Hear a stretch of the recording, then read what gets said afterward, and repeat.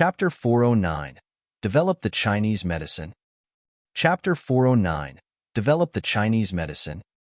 Qin Feng, something's wrong with Yin Yin. Quick, carry her downstairs. I'll get her to the hospital right away. Chang Xian was bathed in sweat due to her nervousness. What kind of illness does she have? Qin Feng sat beside the bed and placed 2 of his fingers on Hua Yan's wrist. Hua Yan struggled, but to her dismay, the pain had sapped all of her energy. She could not do anything but allow Qin Feng to touch her wrist. After he felt her pulse, Qin Feng smiled. There is nothing wrong with Hua Yan. She's just having diarrhea. Chang Xian and I have eaten the same meal. Why did only Hua Yan get diarrhea? Qin Feng suddenly understood. So, the powder she poured into my glass was a laxative. Don't worry, Qin Feng smiled smugly. She's fine. It's just somebody has done too many of virtueless things. Even God could not stand it and gave her a light punishment. If Hua Yan had the energy, she would have fought Qin Feng. She finally realized that Qin Feng must have swayed his glass of juice with her own. Qin Feng, can you please stop fooling around at this urgent moment? Chang Xian angrily stared Qin Feng. She pushed Qin Feng away and went forward to take Hua Yan to the hospital herself. Qin Feng stopped her attempt and calmed her. Don't act so edgy, Xian. This is nothing. I can cure her myself. We don't have to rush her to the hospital. Previously, Qin Feng saved the life of Dean Liu, who had a heart attack with his miraculous needle manipulation technique at the affiliated hospital. As such, Chang Xian was quite confident in Qin Feng's art of healing. Since Qin Feng stated that he could cure Hua Yan, Chang Xian felt she did not have to worry anymore. Please stand outside first, Xian. Hua Yan will be cured shortly. Chang Xian felt worried and looked at Qin Feng. I warn you not to do anything bad to Xian. Do I looks like a villain to you? Qin Feng seethed in anger. Chang Xian measured Qin Feng from his head to his toe for a couple of times. Anxiety still lingered in her heart as she spoke to Hua Yan. Yin, I'll be waiting outside the room. Yell as loud as you can if this brat does something to you. I'll come to your rescue. Chang Xian left the room. She even closed the door for them. The smile on Qin Feng's face broadened, greatly angering Hua Yan. Legend has said that it takes constant vigilance to stave off evil, and the evils we bring on ourselves are the hardest to bear. Get out of this room. You disgust me. Hua Yan pushed down on the excruciating pain in her stomach and stared fiercely at Qin Feng. Although Qin Feng kept bickering with Hua Yan, he pulled out his silver needles. The silver needles were of different size and lengths. Qin Feng laid them neatly on the bed. What are you doing, Qin Feng? Hua Yan was scared and curled her body into a ball on the bed. Diarrhea drained Chang Xian of her strength. She had a feeling that she had stepped into a wolf lair, powerless and defenseless against Qin Feng's torture. What am I going to do? Would you believe me if I told you that I'm going to give you a tattoo? Qin Feng rolled his eyes. Then, he pulled Hua Yan into his arms. Hua Yan began to struggle for all her worth in Qin Feng's arms. However, her struggle did little against Qin Feng's great strength. He calmly placed his palm on Hua Yan's shoulder while using his another hand to tore open her nightgown and revealed her flat without any fat underbelly. If you dare to touch me, I swear I'll have my revenge even if it'll cost me my life. Hua Yan's eyes were filled with water, and panic rose inside Chang Xian. Tisk, TSK. You women really do have wild minds. You people always fantasize that I'm going to deflower you. Let me tell you something. You think too much, little girl. Qin Feng spanked Hua Yan's bottom and continued coldly, behave yourself. You'll be responsible for your own death if my silver needles pierce the wrong acupoints. As he spoke, he stuck 3 silver needles around Hua Yan's belly. Hua Yan's body trembled as waves of scalding inner qi surged in her belly. It was a very peculiar feeling, and much to her shock, her stomachache began to fade. Seeing that Qin Feng really was treating her illness, Hua Yan finally calmed down. However, Hua Yan was beaten by her embarrassment when her waist was exposed to Qin Feng. She refused to exchange glances with him. Suddenly, Qin Feng closed his eyes and moved his hands nimbly in the air. The silver needles moved as if they were graced with life. They swirled around Qin Feng's fingers and fell one after another precisely in Hua Yan's body. Room. After the last silver needle landed, the remaining 13 silver needles on Hua Yan's body vibrated.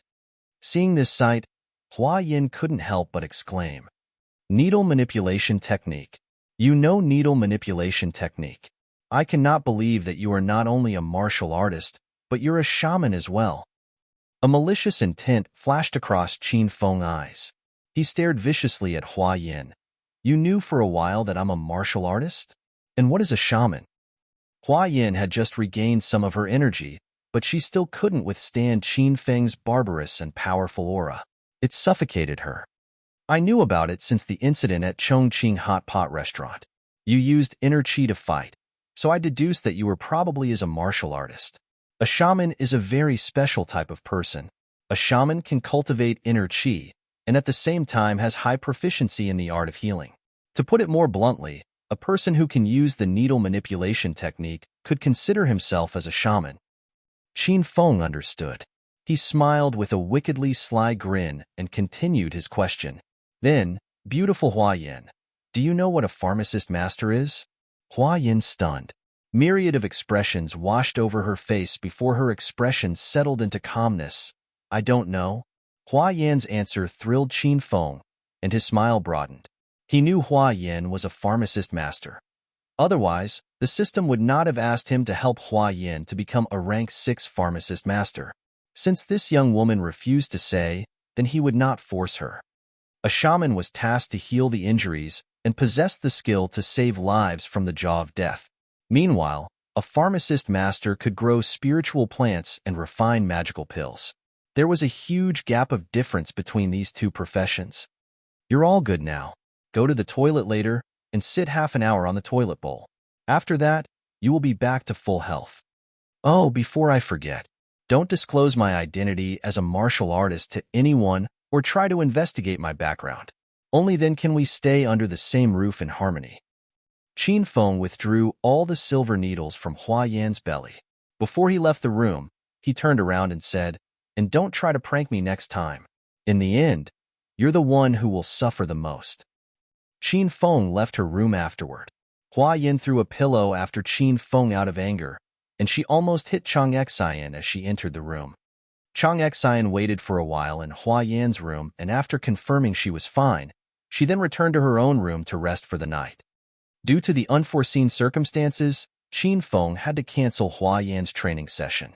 The night had fallen, but Chang Xian still couldn't go to sleep as she was engulfed by the flame of her anger.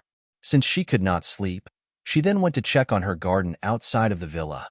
Hua Yan was shocked as soon as she reached her garden. She realized that she had lost yet another 2 of her most precious 100 flavor grasses. Now, she had only 300 flavor grass left in her garden. Hua Yan trembled in anger. She made a decision not to go to class tomorrow and kept watch over her garden. She wanted to see the naughty kid who dared to uproot her precious spiritual flowers and plants. Suddenly, as she turned around, something near the garden caught her attention. It was a string of fuzzy, large-sized footprints. A grown man's footprints. A twinkle glistened in Hua Yan's eyes as she began to understand everything. "You bloody bastard. Don't let me say you. Otherwise, I swear I'll kill you." Provincial Capital University, Medical College, Lecture Hall. Donning a holy white shirt and a pair of black trousers, Qin Feng picked a spot where the sun fell and stood with his hands clasped behind his back. The lecture hall was once again fully occupied. There were even students standing in the aisles. All of them focused their gaze at Qin Feng with an excited expression. "Wow, the number of students is increasing day by day. Seems like I'll have to talk with the chancellor regarding raising my pay after the class ends." It was Qin Feng's style to crack a joke before every class started. He was a joker by natural, and he could easily amuse everybody, including male and female. During the previous class, every student had the chance to learn and practice the ability to identify illness from reading faces. This was the look in the 4 ways of Chinese medicine. Look, listen, question, and feel the pulse. Today, I'm going to teach you all another miracle skill in Chinese medicine. After mastering this skill, picking up girls and asking for a raise will no longer be a dream. You will be able to marry a rich, young, pretty woman and walk upon the road of success to the pinnacle of your life. Another howl of loud laughter echoed through the hall. After everybody had calmed down, Qin Feng then continued seriously, "The skill I'm going to teach you today is the skill of acupuncture. Don't ever look down on these needles. With just a few needles, you can either save or take a person's life.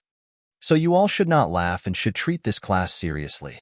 Remember, you're walking on the line of saving or taking a person's life." Qin Feng was well-versed in controlling people's emotions. He could make people laugh and make people become serious in the next second.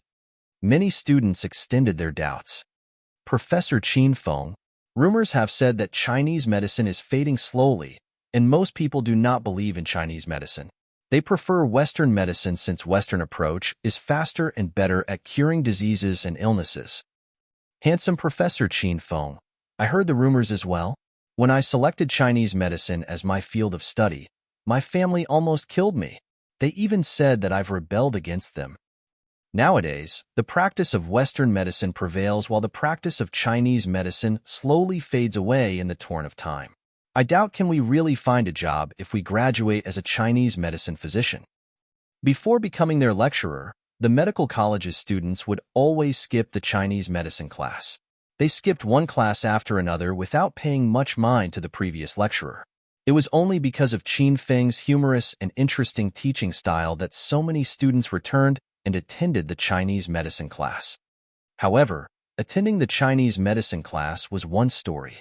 The issue of whether Chinese medicine could help them find them a job in this era, overladen with the worshippers of Western medicine, was another story.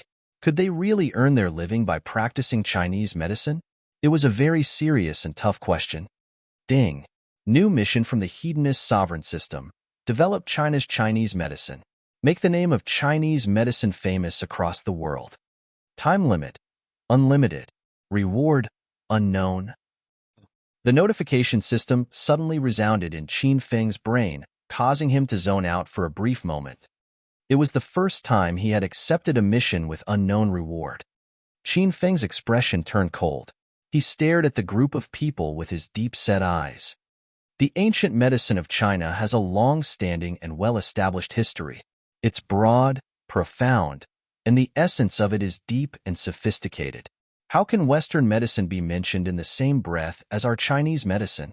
Those who say Chinese medicine has fallen into disuse, and that Chinese medicine physician can do nothing but spread lies, are merely ignorant fools. They neither know what Chinese medicine is nor what Chinese medicine can achieve. The very quintessence of the art of Chinese medicine is inconceivable. A true and experienced Chinese medicine physician can diagnose the illness and the cause of the illness by just reading and smelling. He can save a person from the line between life and death with just herbs or acupuncture. The Chinese medicine I teach is the profound art of healing. The ones who love Chinese medicine from the bottom of their hearts, and the ones who believe in me, can stay. Meanwhile, those who think Chinese medicine is beyond recall, and that I'm just bluffing and spreading feudalistic ideas, you may leave now. Teaching requires destiny, and I only teaches the one willing to learn. As Qin Feng finished his speech, silence reigned over the lecture hall. A myriad of expressions washed across the faces of the 200 students. Qin Feng's words were clear, simple, and easy to understand. He had made his stand clear: take it or leave it. A single speech across the table from a wise man was worth 10 years of study. Chapter 410. Forging the Ultimate Class. Chapter 410. Forging the Ultimate Class. Rumble. After a minute, thunderous applause filled the hall. A few female students were so touched that they cried. Handsome Professor Qin Feng, Ma Chao, put my faith in you. I want to learn true Chinese medicine from you. I want to expand and glorify the ancient medicine of China. Professor Feng, I want to learn Chinese medicine and acupuncture too. If someone tries to slander Chinese medicine, I'll kill him with my silver needles. The ancient medicine of China is #1 on earth. Rallying cries poured forth. The students who were not confident and were filled with hesitancy against ancient Chinese medicine were now all fired up. It was as if they were on steroids. Hee. Professor Qin Feng indeed has some skills in inspiring people. A strange voice drifted from the doorway. You see how lively they've become. People might think somebody has actually opened a casino on campus if they could not see this scene happening in front of me. Gao Tianyao, donned in a maroon color suit, swaggered into the room, trailed by 4 tall and hulking minions. 5 of them came from the Physical Education College, and they gave off a towering pressure to the students just by standing in the doorway. Yo, aren't you the head of our provincial capital university's 4 young masters, Gao Tianyao? What happened to the face of your 4 buddies? Their faces are all bruised, yet they still have the courage to show themselves in public? This professor will grant you all full marks to compliment your courage. Qin Feng almost made Gao Tianyao break his composure. He growled in rage. The 200 students in the lecture hall smiled behind their hands. They could only smile behind their hands because they were afraid of Gao Tianyao. Who is Lu Jie? Come out now. Gao Tianyao passed Qin Feng as if Qin Feng wasn't there. He stood in front of the podium and blocked Qin Feng's field of sight. He had not come to make trouble with Qin Feng. Instead, he would attempt to psych him out and ridicule him, so much that he could not find a way out of his own embarrassment. In the 3rd row from the back, a stocky, humble, fat man rose to his feet. He was Lu Jie. He lowered his head, not daring to exchange glances with Gao Tianyao. Lu Jie rose to his feet. Gao Tianyao plastered a sly grin on his face and strutted toward Lu Jie. The student beside Lu Jie hastily moved out of Gao Tianyao's way. Gao Tianyao arrived at Lu Jie's side in a few large strides. He raised his hand and slapped Lu Jie's face in front of the 200 students. Slap. The resounding slap continued to reverberate through the hall for a long time. Do you know why I slapped you, Lu Jie? Gao Tianyao asked emotionlessly as if nothing happened. Lu Jie remained with his head down as 5 finger marks slowly appeared on his face. He clenched his fist tightly, and his eyes went bloodshot. He almost exploded, but he refused to let loose his anger. Haha, because I wanted to slap you. Slap. Gao Tianyao slapped him again when he finished speaking. He laughed loudly. His absolute despotism pricked the student's heart. They hated him. At the same time, they feared his powerful background. Due to this, they could do nothing but swallow their hatred and not stand up for Lu Jie. Oh my, Lu Jie. Did you think I really didn't know how you've longed for Qiao Shi? I did not look for you previously merely because I didn't want to dirty my hands. I looked for you now because a pestering fly pissed me off. He even had the nerve to hit on Qiao Shi. As he spoke, Gao Tianyao's countenance suddenly darkened, and he shot a fiendish glare at Qin Feng. You see, Professor Qin Feng, this is the end of him longing for or hitting on Qiao Shi. They exchanged glances, and a murderous intent filled the air. The air seemed to be pervaded by a metal jarring sound. A storm was brewing between the confronting duo. The students were so afraid that they held their breaths. Gao Tianyao was too ruthless.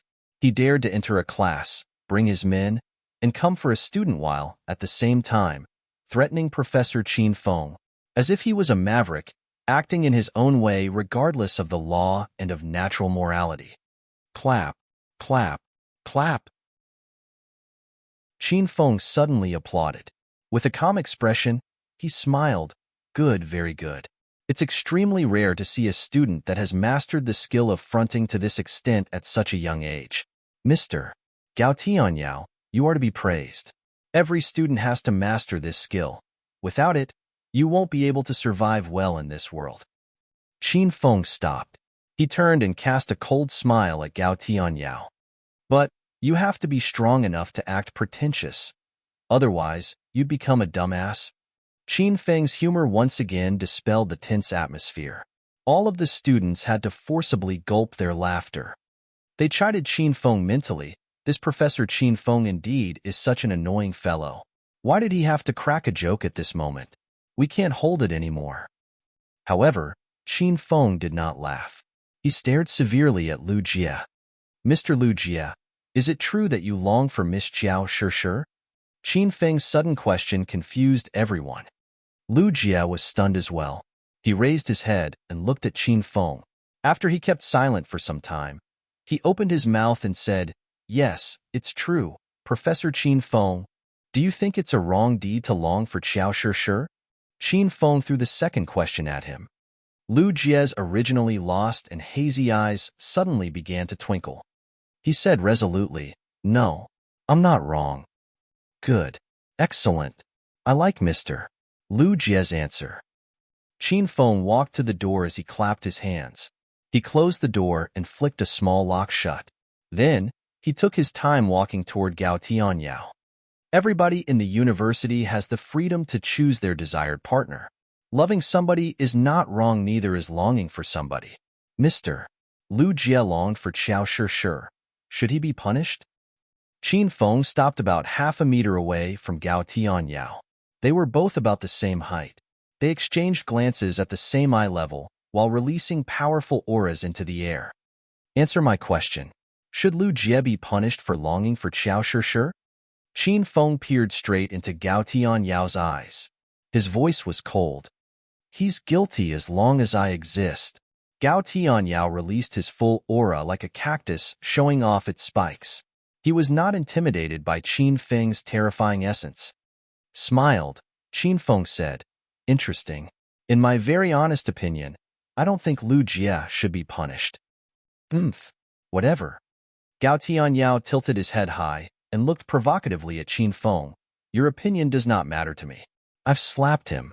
What can you do about it?" There is nothing I can do. I'll just pay you back blow for blow." Shroom. Qin Feng finished his sentence, and the hand that had been clasped behind his back suddenly moved. The air stream around him distorted, releasing a small explosion. Astonishment struck Gao Tianyao hard. He knew Qin Feng was a martial artist, so he kept his guard up at all times. However, he realized how powerful Qin Feng was after Qin Feng made his move. Qin Feng was as fast as lightning. Even Gao Tianyao, a stage 4 inner chi expert, did not have the chance to parry his attack. Slap. The sound of slapping echoed through the lecture hall. The students' eyes almost popped out of their sockets in astonishment. It happened too quickly. They merely blinked, and in the next second when they opened their eyes, 5 finger marks had appeared on the right side of Gao Tianyao's handsome profile. It was very offending to the eyes. The 200 students felt like they were dreaming. Gao Tianyao had crowned himself head of Provincial Capital's 4 young masters ever since he enrolled as a student in Provincial Capital University. It was always him who tortured the students and beat the lecturers. This was the very first time everybody saw Gao Tianyao beaten by somebody. So, Gao Tianyao is not invincible after all. Hiss. Qin Feng did not go light on him. His slap disheveled Gao Tianyao's hair. Gao Tianyao gasped, and his eyes blazed as a storm brewed in his soul. "The fuck, you slapped me? Do you believe?" "No, I do not believe in you." Qin Feng cut him off. In the next second, Qin Feng raised his hand. A wild gale rose, and Gao Tianyao's left profile faced the same fate as his right profile and swelled. Slap. Rumor said that the sound of slapping a person's face was very enticing and pleasing to the ear. The students were finally able to experience that pleasure. All of them were so excited that they wanted to undress and run naked across the university. Professor Qin Feng is too handsome. They praised Qin Feng as a handsome lecturer because they could fawn over his features, but now they really felt Qin Feng was indeed a handsome lecturer from the bottom of their hearts. Young Master Gao. Gao Tianyao's 4 minions regained their senses after Qin Feng slapped Gao Tianyao twice. They charged toward Qin Feng and surrounded him. "How dare you slap our young Master Gao, brat? Are you looking for death? What a naive, loutish fellow. Young Master Gao, give us an order. Do you want to claim his arms or his legs?" The 4 minions were arrogant. They spoke like they really would chop off Qin Feng's limbs. Qin Feng ignored them and offered a sly grin at Gao Tianyao instead. Gao Tianyao was stunned after receiving 2 slaps from Qin Feng.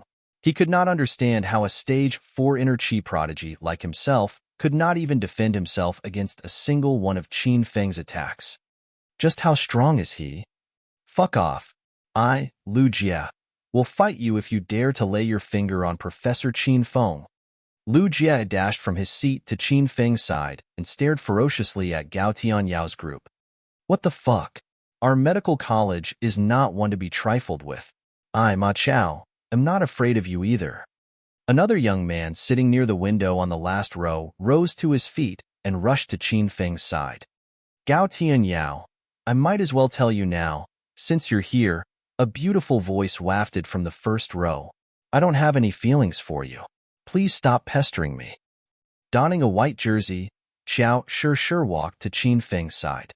It had been merely a few minutes, and already 4 people had joined Qin Feng's rally, stunning Gao Tianyao and his 4 minions. Handsome Professor Qin Feng, you're right. Everybody in the university has the freedom to choose their desired partner. It's not wrong for Lu Jie to long for Xiao Sure.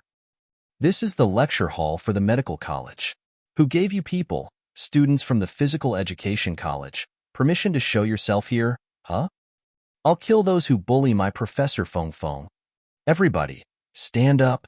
Those who still wish to be Professor Qin Feng's student and still regards themselves as a student of the medical college, stand up now. Let's drive away these tyrants. One student after another rose to their feet. Everybody was heated up as if they were on steroids. They arrived at Qin Feng's side and glared at Gao Tianyao and his 4 minions. In merely 2 minutes, Qin Feng's rally went from 4 against 1 to 40 against 4. It was a spectacular sight that would take away your breath. It was almost impossible for one to bear when so many people stared at you. Fear coursed through Gao Tianyao's 4 minions and made their legs weak. Ding. New mission from the Hedonist sovereign system. Forge the medical college into the ultimate class in provincial capital university. Time period, 6 months. If host Qin Feng clears the mission, the system will reward host Qin Feng 20,000 hedonist points and the limited hero, Ouyang Feng, from the Elysium of Heroes. If the mission fails, 40,000 hedonist points will be deducted, and the system will reclaim one of the heroes from host Qin Feng.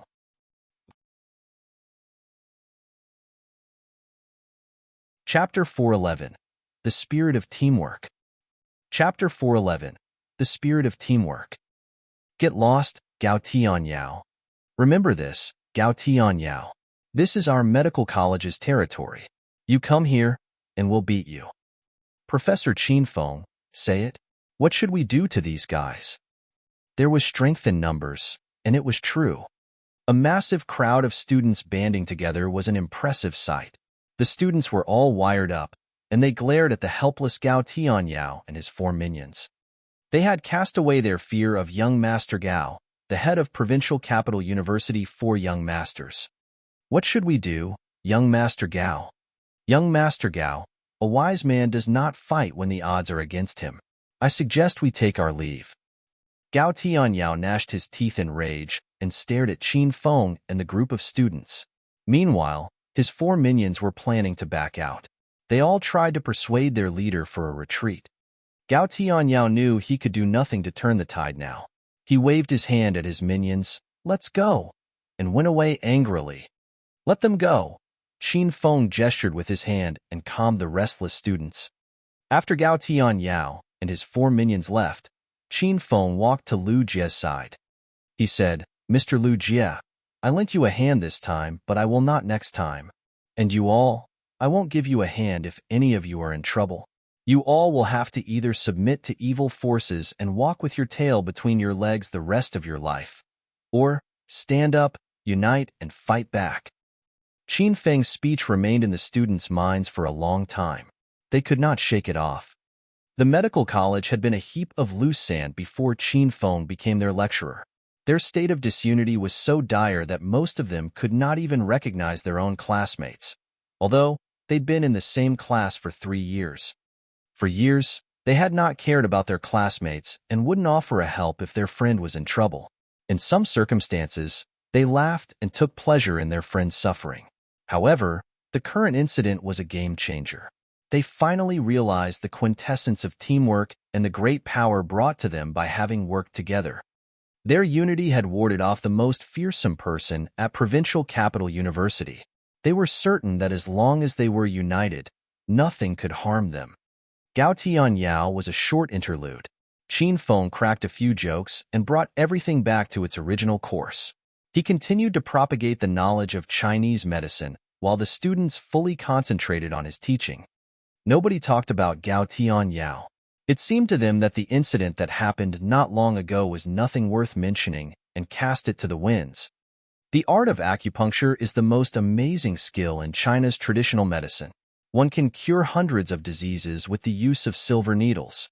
Girls might fawn over you, and eventually become your wife if you use the silver needles well. You can even revive the dead and regrow flesh from bone by mastering the skill of acupuncture. Ha, ha, ha. Ever since Qin Feng obtained the decree of 5-element acupuncture, his brain had been filled with a lot of profound knowledge about traditional Chinese medicine. Using the approach of merging the abstruse and ancient knowledge of acupuncture with the current trends of language, he successfully caught the full attention of the students, and all of them laughed at his humor. This kind of teaching method was eye-opening and interesting. None of the students would want to go home if all the teachers in China taught the same way as Qin Feng. So, this is all about the theory and the study of acupuncture. Now, let's move to the next step of learning the acupuncture skill. The very first step of mastering the acupuncture skill is to know about the acupoints and the flow of qi in the human body. Now, I need a volunteer to assist me in the next session. The students exploded as if they were on the tin roof after Qin Feng told them he wanted a volunteer to assist him. All of them raised their hands high. Ahem, ahem. Please put down your hand, boys. I only need girls. Half of the students yelled disdainfully at Qin Feng's favoritism for female students. However, they put down their hands eventually. Qin Feng surveyed in the group of female students, and finally, stopped his gaze at Hua Yin and Qiao Shi. Miss Qiao Shi, would you do me the favor of being my teaching assistant? Qin Feng picked Qiao Shi since he stayed with Hua Yin and had the time to tease her. I should give little Qiao Shi feeling these divine hands of mine. Qin Feng was always a fair and equitable man. Rising to her feet, Qiao Shi walked briskly to the podium. She always exhibited a calm as water expression. She almost merged with the air just by standing quietly and gave people the impression of being a beauty that was supposed to not to exist on earth, but in the celestial realm. Please come over here, Miss Qiao Shi. Qin Feng offered a small smile and gestured at Qiao Shi. Qiao Shi stopped in front of Qin Feng. Dear students, I'll now show you all the acupoints of the human body using Miss Qiao Shi's body. I wish to have your full attention. Rumble. Qin Feng dropped a bomb and caused the students to explode. Lecturing the class with the goddess Qiao Shi's body? Professor Qin Feng, should we take off Miss Qiao Shi's shirt? That's right, that's right. Since we're talking about the major acupoints of the human body, Professor Qin Feng must show them to us through the clearest way possible. Otherwise, if we memorize the wrong acupoints, we might accidentally kill our patients in the future. Qin Feng stared at the restless students. He thought mentally, they really are my student. How can they voice my deepest desire? Qin Feng loved these students very much. However, as a lecturer, Qin Feng felt he had to do justice to his title. He cleared his throat and talked in a stern voice, silent. What kind of filthy, dirty thoughts are going on in your brains? How could you suggest this kind of thing? Qin Feng was angry. The students instantly fell silent. Nodding his head in satisfaction, Qin Feng turned and looked at Qiao Shi with a smile. Sure, I've thought about it.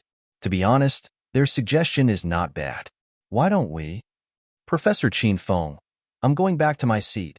Qiao Shi calmly cut him off. Stunned, Qin Feng quickly grabbed Qiao Shi's arm. I'm just joking with you. Don't worry, you don't have to take off your shirt. Qiao Shi's eyes gleamed brightly. Then, she looked at Qin Feng and said indifferently, Then, Professor, please let go of my arm. Qin Feng released her arm. He realized Qiao Shi was like a pool of stagnant water, forever calm without a ripple. Qin Feng decided not to force Qiao Shi anymore. He put on a solemn expression and started the next session of his lecture. Qiao Shi stood silently on the podium. Qin Feng pointed a few acupoints on her body with a pointer, and there were times he felt a charge of heat rushing directly toward his groin when he pointed a few acupoints near her breasts and inner thigh. However, unlike Qin Feng, Qiao Shi was rather unaffected and maintained a poker face, giving people an impression that she was a mannequin rather than real human. Qin Feng had been explaining the human anatomy, acupoints at human's body, and the flow of qi over the course of 2 lecture class. The students were studious in jotting down notes, and they felt they had learned more knowledge in the 2 classes than in the books they had been reading for the past semesters. After the class dismissed, Qin Feng exited the lecture hall. "Please wait, Professor Qin Feng." Suddenly, a student called him from the back. It was Lu Jie, who was slapped twice by Gao Tianyao. "What's the matter, Mr. Lu Jie? This professor helped you out of my morality and integrity. Please don't lower yourself by shoving a red envelope or bank card at me." Lu Jie only wanted to express his gratitude by saying thank you to Qin Feng. He was kind of embarrassed after listening to Qin Feng's meaningful words. Screwing his head, he said honestly, "I won't give you a red envelope or a bank card, Professor Qin Feng." The feeling of lack of money weighed on Qin Feng's mind. He was upset. He, as a hedonist young master who spent money like water, was reduced to a poor, poverty-ridden loser.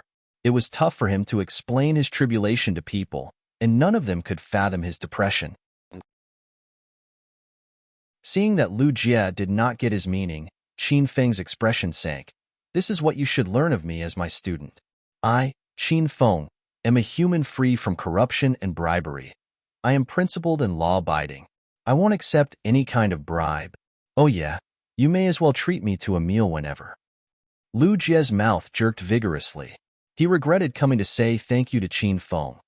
"Professor Qin Feng, I came from a mediocre family. I don't have much money. What if I treat Professor Qin Feng to a meal tonight at a restaurant off campus?" Qin Feng suddenly hugged Lu Jie and laughed. Thank you for your treat. Then, I'll wait for you at the entrance gate after your class finished."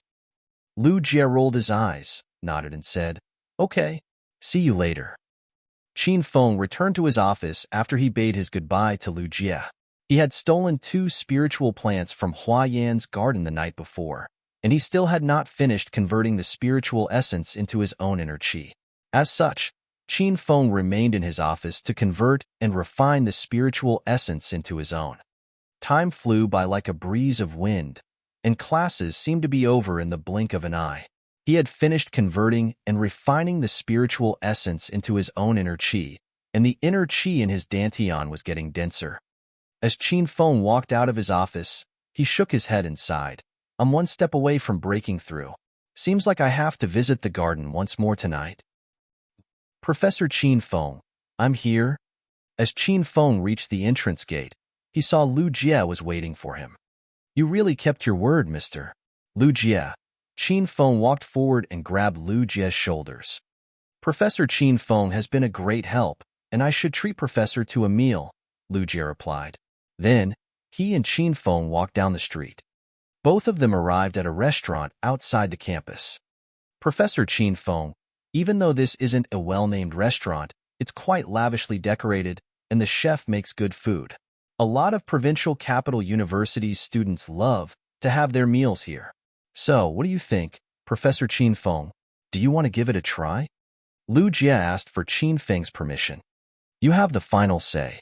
I'm not a hypocrite." Lu Jie decided that they would eat at this restaurant after Qin Feng agreed. They went into a private room. Lu Jie ordered a table of lavish dishes and a dozen of beers. He estimated the cost of the evening, and his heart began to bleed. This meal had reaped him of his 1 month of living expenses. "To you, Professor Qin Feng, thank you for saving my face this morning." Lu Jie opened 2 bottles of beers and filled Qin Feng's cup. He filled his own cup as well. Qin Feng raised his cup and drained it in 1 cup. Then, with a sly grin, he asked, Lu Jie, you're a martial artist, right? Lu Jie choked on a mouthful of beer. He coughed. Professor Qin Feng, what do you mean? A whirlwind of mixed emotions twisted his soul as a veil of caution fell across his face. I guessed you to be a stage 4 inner chi expert, and your strength should ma almost equally with that of Gao Tianyao. I don't understand. Why didn't you let loose your anger and fight with Gao Tianyao? Asked Qin Feng while offering a wicked grin to Lu Jie. He shouldn't be a difficult opponent for you. Lu Jie was slapped twice this morning, and he was extremely angry. At that time, Qin Feng was very close to him, so he could sense the surge of great inner chi that erupted in Lu Jie's body. Qin Feng deduced that Lu Jie was at least a stage 4 inner chi expert. Qin Feng was stunned after he found yet another strong inner chi expert.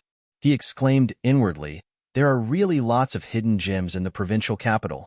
I've only taught at the university for 2 days and discovered 2 stage 4 inner chi experts. Professor Qin Feng, can you sense my strength?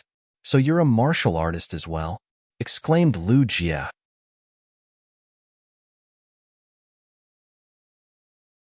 Chapter 412, Glove with Phosphor Powder. Chapter 412, Glove with Phosphor Powder. Qin Feng slapped Gao Tianyao twice, and the man could not defend himself. Lu Jie then suspected that Qin Feng was a martial artist and not an ordinary one, but one with otherworldly strength. I'm the one who asked the question first, so answer to my question. Qin Feng picked up his cup and gestured to Lu Jie as he drained it in one gulp. Lu Jie hesitated. After he weighed the pros and cons, he finally opened his mouth and said, You are right, Professor Qin Feng. My level of strength is almost on the same level with that of Gao Tianyao. However, I have more battle experience than him, and I have the confidence to defeat him. Then why don't you do so? Qin Feng raised his brows. Because the Gao family behind Gao Tianyao was the head of the 5 small family clans in the provincial capital. The Lu family I am from is at the very bottom of the hierarchy. I'm afraid that I might bring tragedy to my family should I fight with Gao Tianyao, Lu Jie said dispiritedly. Wow, so you're the descendant from one of the 5 small family clans. Qin Feng's mouth quirked. He had never imagined that the down-to-earth and humble Lu Jie was a rich young master as well. Oh, please don't flatter me, Professor Qin Feng. My family is poor. The only good thing about my family is that most of the descendants of my family are very good with martial skills. However, we don't have many resources, Lu Jie said as his face reddened. Professor Qin Feng, you have to be a very powerful martial artist given that you effortlessly slapped Gao Tianyao twice. You must have accepted some level 4 missions, or above from the Martial Artist Alliance.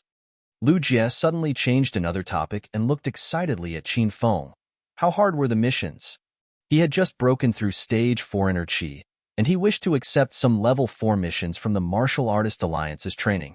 However, he worried that the mission would be too difficult for him, and he would not be able to complete them, so he hoped to get some advice from Qin Feng. Qin Feng was stunned by Lu Jie's barrage of questions. What is a Martial Artist Alliance? And what is a level 4 mission? Click. As they were talking, the room to the private room was shoved open from outside. A tall, pretty young woman carried their food inside. Her expression was as calm as water, and her voice was melodious. Sorry for the bother. Your food is here. Xiao Shi, Qin Feng exclaimed. The pretty young woman was Xiao Shi. She works as a waitress here. Xiao Shi retained her usual calm composure even after she saw Qin Feng and Lu Jie. One by one, she placed their foods on the table lightly.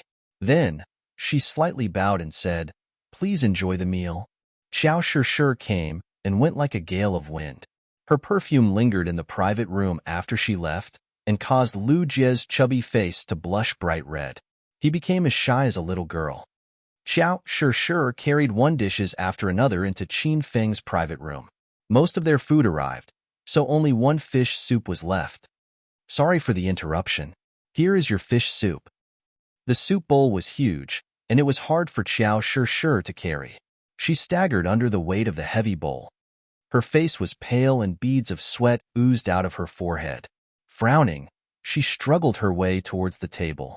By the time she placed the bowl of fish soup on the table, Her legs failed her, and she fell directly toward Qin Feng. Wow! Xiao Shishir screamed. She was afraid that the searing hot soup might drench Qin Feng. Qin Feng was fast. He moved before Xiao Shishir warned him. He caught the bowl of fish soup with his one hand and successfully pushed the huge bowl back into its position. He did not even split a single drop of soup. At the same time, he wrapped his other hand around Xiao Shishir's small waist, and with a small push, he completely locked her into his embrace. Her soft breasts pressed hard on Qin Feng's pec, contorting them into two unknown shapes. Release me. The always in tranquility state Xiao Shishir finally showed her clumsy side. However, her clumsiness was short-lived as she soon returned to her usual calm and composed demeanor. Qin Feng released her. However, her intoxicating body fragrance teased his nostrils. He gave in to his desire and took a sniff near her neck. She smelled really good, and apparently, her perfume could revitalize a person's spirit. Qin Feng felt refreshed. Xiao Shishir seemingly ignored Qin Feng's reaction and calmly retreated to a side. Sirs, I'm very sorry for what has happened, and I hope that you will not take any offense from the accident. If there is nothing else I can assist you with, then I'll excuse myself. I wish you a wonderful meal, sirs. Xiao Shishir prepared to leave, and Qin Feng pulled her wrist. Please, wait. Don't leave. Stay, and eat with us. I'm a waitress, and I'm prohibited to eat during my working hours. Xiao Shishir turned down Qin Feng's offer calmly. I think you know best why you fell. You have not eaten anything since this afternoon. You're weak now, and if you continue to work with your current state, I bet you'll somehow drop a dish again. It will do more harm to your work than eating during your working hours. Qin Feng ignored Xiao Shishir's resistance. He pulled her to a chair and gave his own bowl to her. Then, he shoved a lot of meats and vegetables into the bowl until it became a small mountain. Eat now. Finish it before you go to work. Tilting her head, Xiao Shishir looked at Qin Feng with her star-like, glassy eyes. Her long and slender eyelashes fluttered as a veil of mixed emotions flashed across her eyes. However, she remained silent. She slightly bowed her head, chewed carefully, and swallowed slowly the food before her. Even the way she ate was eye candy. Xiao Shishir continued to savor her meal as Qin Feng and Lu Jie stared at her. When Xiao Shishir almost finished her meal, Qin Feng gave her another bowl of fish soup and urged her to finish the soup. Bang! 5 hulks slammed the door open with a terrible grin. Their eyes were filled with lustful desire when they saw Xiao Shishir. Haha, I was wondering where the little beauty had gone. So you're hiding in here. Yo, what's going on here? Why is the waitress allowed to eat during her working hours? Who is going to serve this brother? The leader of the group was a red-haired young lad. He staggered across the room, and his body was soaked in booze. It was obvious that he had a few drinks. With a reedly sly grin on his face, he drooled at Xiao Shishir's well-toned body physique and teetered toward her. Hey, cutie, I'm drunk. Come and support me. Otherwise, if I fall down, hee-hee, you'll be the one to be blamed. Sir, you're drunk. Please return to your room and don't simply walk around. You might disturb other customers, Xiao Shishir replied calmly. The red-haired young lad's smile broadened. He crossed the room and arrived in front of Xiao Shishir. Then, he placed his nose near Xiao Shishir's delicate face and took a few deep breaths. He looked like a hound sniffing its prey. Tisk, tsk. I've heard the story that women have the fragrance of virginity. I don't believe it at all, but now I believe the story after I have smelled this cutie's perfume. Red Hair stared at Xiao Shishir's ample bosom without the slightest scruples. He drooled and continued to stick his nose around Xiao Shishir's body, making his 4 minions even more restless. The 4 minions could not hold their desire anymore. They all charged to Xiao Shishir's side. With a lecherous gaze, they asked, Big brother, what is the fragrance of virginity? I want to have a sniff too. Haha, cutie, you really smelled good, especially your breasts. I could even see the scent of milk from it. Haha, 4, I think it's that you want to eat the cutie's breasts. These 5 people were not respectable men, to begin with, and they were now even worse after they had a few cups of beers. Their words were intolerable to the ear, and Lu Feng was greatly angered by them. If it wasn't for Qin Feng blocked him, he might have rushed the group of beasts and beat them down. Please move aside, sirs. I still have to work. Xiao Shishir retained a calm demeanor. She was not affected in the slightest. She was as calm as a pool of water, as if nothing in this world could raise a ripple in her heart. She remained the same as her usual self, even though she was teased. Cutie, why do you still have to work here? You don't earn much from this job. Follow us. These brothers will arrange a better job for you tonight. Yeah, it's a cushy job. You just need to follow us back to our home and serve us well. After that, we can give you whatever amount of money you want. Red-haired man and his group did not let Xiao Shishir go. They surrounded her in a circle. Among the 4, 2 of his minions could not hold themselves anymore and extended their filthy hands to grab on Xiao Shishir's breasts. Hey, stop screwing around. Can't you guys tell that this girl is under this young master's protection? A laugh echoed through the room. The 5 people stopped and turned their attention to Qin Feng. Yo, who is this? You don't have the quality to act pretentious in front of me. Get lost now while you can. Otherwise, I'll make you crawl out from this room. The red-haired man cast a fiendish cold glare at Qin Feng. His 4 minions surrounded Qin Feng as well. So it appears that we can't settle this the peaceful way. Qin Feng indifferently shrugged his shoulders. He was not affected by their threats. Then, he smiled, offering a devilish grin. Seems legit to me. I don't plan to go easy on you guys either. A dense, cold aura erupted from Qin Feng's body as soon as he finished his speech, pressuring the group so much that they had a hard time breathing. The 5 of them glared ferociously at Qin Feng, but none of them dared to make the first move. After a good while, a skinny man from the group shattered the standoff. He yelled and charged at Qin Feng. Fuck you. I'm going to kill you now. As he rushed at Qin Feng, he pulled out an iron glove from his pocket and put his iron glove like a peacock, showing off its beautiful tail. Then, he swung his glove in front of Qin Feng and flaunted. Did you see this, kid? We're professional hoodlums. We fight using iron gloves. Did I scare you off? Ha, ha, ha. The skinny man laughed brazenly. Meanwhile, with a faint smile, Qin Feng waved his hand and an iron glove appeared from thin air onto his fist. The glove was silver-white in color and shrouded in an orange radiance. It was far more stylish than the skinny man's glove. Wow. What the hell is that thing? You own an iron glove as well? What's more, it glows. Did you scatter some phosphor powder on it? The skinny man's eyes glistened with a coveting twinkle as soon as he saw Qin Feng's winter iron glove. He fell in love with Qin Feng's glove at the first sight. At the same time, Lu Jie and Xiao Shishir sensed the aura coating around Qin Feng's winter iron glove. Their faces were veiled with a myriad of emotions because they never expected that Qin Feng owned much spiritual equipment. If their memories did not fail them, Qin Feng showed his treasured sword to teach Feng Ming and his group a lesson. Big Brother Tian, you see it? This fellow put some phosphor powder on his iron glove.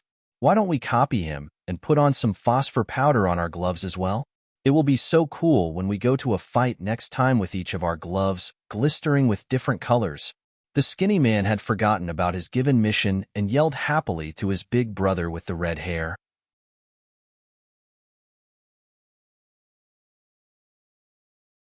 Chapter 413, Martial Artist Alliance. Chapter 413, Martial Artist Alliance. Fuming with anger, the red-haired man smacked the skinny man in the head. Are you fucking kidding me? Do you still think you're a kindergartner? Go get him now.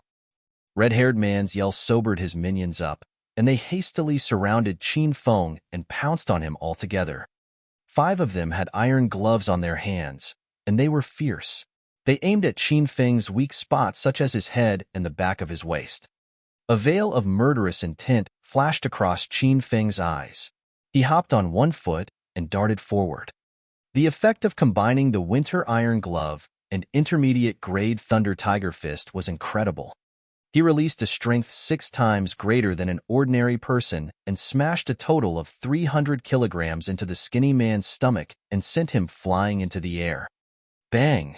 The skinny man crashed into the wall and cracked it a little. The skinny man vomited a few mouthfuls of blood and passed out. The punch stunned the remaining 4 people. They were so frightened by Qin Feng that they even forget to breathe. Shroom. Qin Feng vanished and reappeared in front of another minion. Without a second thought, he punched the minion's right hand and fractured his arm with a crack. Excruciating pain raced through every last nerve of his body, causing him to scream at the top of his lungs.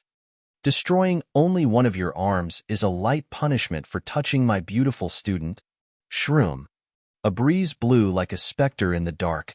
Qin Feng maneuvered himself among the people. He suddenly appeared in front of the 3rd minion, and without much hesitancy, he smashed that person's thigh. Plop. The minion kneeled on the ground, and his right leg was distorted. It was broken. Your actions are even more appalling. How dare you rub your groin on my student? You disgust me. Bang! Qin Feng punched the last minion and completely crushed his front teeth. The impact was so great that he swallowed his broken teeth. And you, how dare you lick your lips in front of my beautiful student? Do you think you're a toad? Red-haired man's 4 minions were all smoked by Qin Feng within the time of taking a breath. They yelled in pain like ghosts and howled like wolves while wriggling on the floor. Qin Feng had appeared before the red-haired man and offered him a charming smile.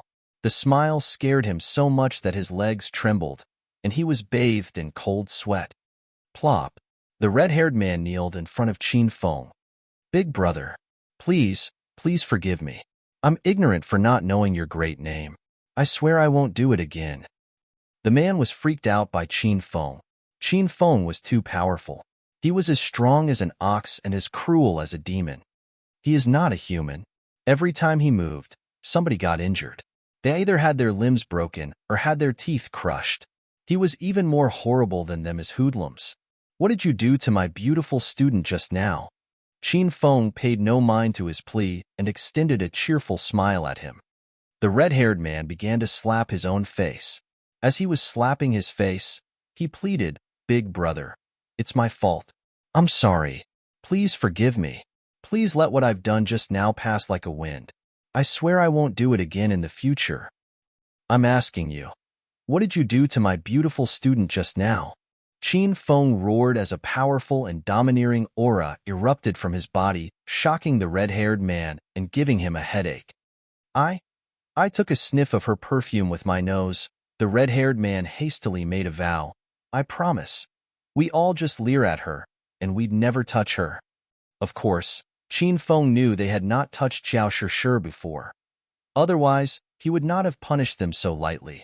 He might have drawn his true steel sword and chopped off their limbs. Nose? TSK. Look at your high-bridged nose. It should cost you a few million to fix it. Torrential of gale rose as the sound of his punch filled the room once Qin Feng finished speaking. The orange radiance flashed, and before he could look at it, the red-haired man suddenly felt an excruciating pain spreading from his nose. His nose crumbled and warm liquid began to stream down, dyeing his face in red. It was scary. After his work was done, Qin Feng returned to his seat and continued to eat. Meanwhile, Lu Jie and Xiao Shishir were stunned at his side. They still could not regain their senses. Professor Qin Feng is too violent. Oh yeah, Lu Jie. I remember that you were very angry just now, and you wanted to beat them. What are you waiting for? Go get them. Qin Feng glanced at Lu Jie while eating. Lu Jie looked at the crippled 5 people. He swallowed hard and said, No, I don't want to. AI, you're so kind. How can you bear to see them bullying Miss Xiao Shishir and not give them some punishment? Qin Feng shook his head and heaved a long sigh. What the fuck? They are on the edge of dying. Who would be responsible for their death if I accidentally kill them? What the hell is going on here? Do you know how hard I've worked to maintain a small restaurant like this? How can you people fight and make a scene here? Who'll be responsible for my loss? A loud voice of great penetrating power echoed through the room. A middle-aged woman with no distinctive waist barged into the room. When she saw the ravaged private room, her face was instantly flooded with fury. Who the fuck did this? Come out now. Eh? Why are you here? Sure. How can you idle around when you're on duty? The proprietress yelled loudly when she noticed Xiao Sure. You're the boss here? Qin Feng stepped forward and guarded Xiao Sure behind him. Was it you? I don't care. You've to pay for everything you have destroyed. The proprietress' attitude changed after she noticed that Qin Feng had an imposing manner and didn't appear to be a person she could meddle with. Of course, we have to pay for the things we destroyed. Name the price. How much do we need to compensate you? Qin Feng said like a rich young master. Seeing Qin Feng as a sucker, the proprietress' eyes rolled as a mean thought flashed through her mind. She then said unconfidently, Everything in this private room is expensive. The wall is crystal marble. Those plates you shattered are fine ceramic crafts from Jingdezhan. And this wooden floor is imported from Australia. That large chandelier is of German craft. Qin Feng gestured his hands and cut her off. Just name it. How much do we need to pay? The proprietress hesitated for a while. Then, she demanded an exorbitant compensation. Pay me 5,000 yuan. I've given you my lowest price seeing that you're Sure's friend. Lu Jie's eyes widened in shock, and he almost fainted. They merely shattered a few cups and plate and soiled the wooden floor. How dare she demand a 5,000 yuan compensation? Is this a slaughterhouse? It was Lu Jie who was going to treat Qin Feng to a meal, so it was natural for him to pay the compensation. He did not have that much of money. As he was stepping forward to discuss with the proprietress about the compensation, Qin Feng was a step faster than him and halted him. 5,000 yuan? Are you kidding me? Qin Feng laughed. Seeing Qin Feng trying to slice down the price, the proprietress gnashed her teeth tightly and yelled, Yes, it is. I won't let you all leave unless you pay in full. Ahem. I guess you misunderstood me. I'm going to say 5,000 yuan is too little. It's so little that it embarrassed me. Qin Feng's word sent a pang of pain to Lu Jie's heart. He started to think, could it be that Professor Qin Feng is out of mind? Likewise, Xiao Sure peered at Qin Feng with a questioning expression. However, she soon grasped the situation, and she smiled. What are you saying? The proprietress stared at Qin Feng in disbelief as if she had seen a ghost. She thought her ears had failed her. I said, you should ask for more. Then, how about 6,000 yuan? The proprietress asked with a smile on her face. Qin Feng squinted. He thought this proprietress was a black-hearted woman at first. She disappointed him. More. 8,000 yuan? Can't you fucking ask for more? Qin Feng was angered. Fine. I won't be easy on you then. 20,000 yuan. Pay it in full, or else no one is allowed to leave this room. The proprietress was baffled by Qin Feng's intention. However, no one would reject if someone wanted to give her more money. She blocked the exit of the private room with her gargantuan body, as if nobody would be able to leave the room if they were not going to pay the money. Okay, 20,000 yuan it is. Remember to count this meal in. Qin Feng smiled into a wickedly sly grin.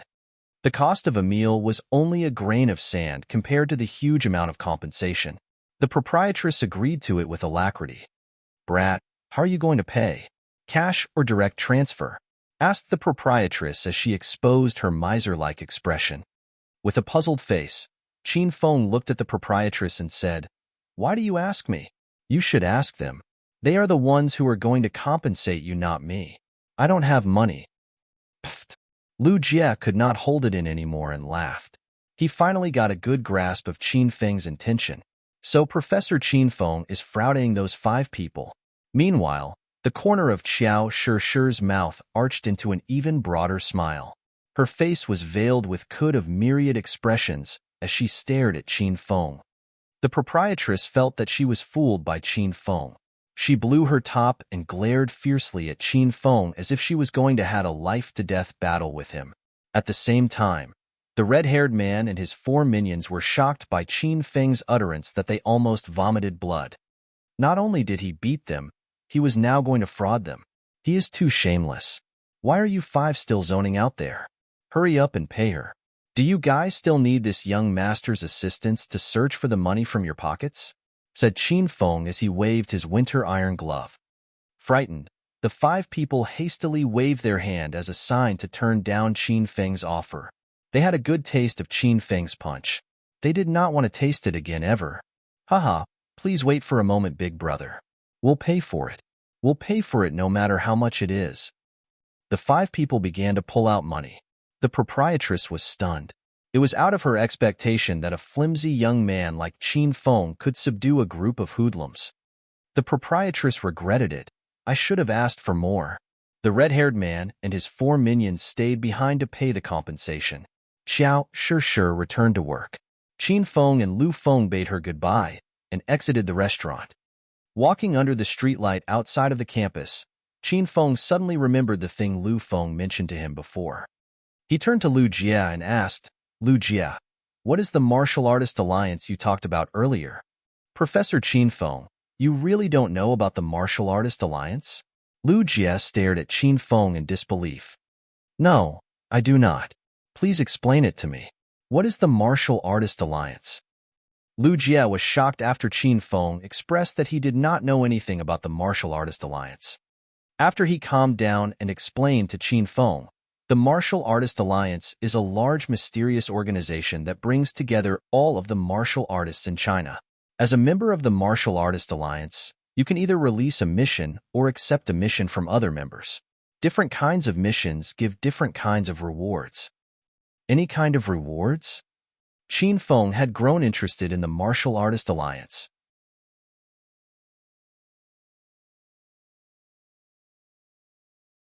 Chapter 414. Joining the Martial Artist Alliance. Chapter 414. Joining the Martial Artist Alliance.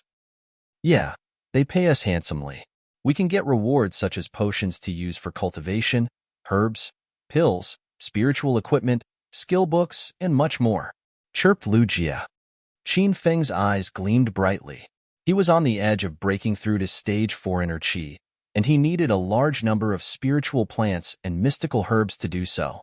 He thought it wasn't a great idea to keep stealing spiritual plants from Huayan's garden. If Huayan ever found out that it had been him, he would experience a horrible ending. After weighing the situation, Qin Feng felt that the Martial Artist Alliance might be a good place.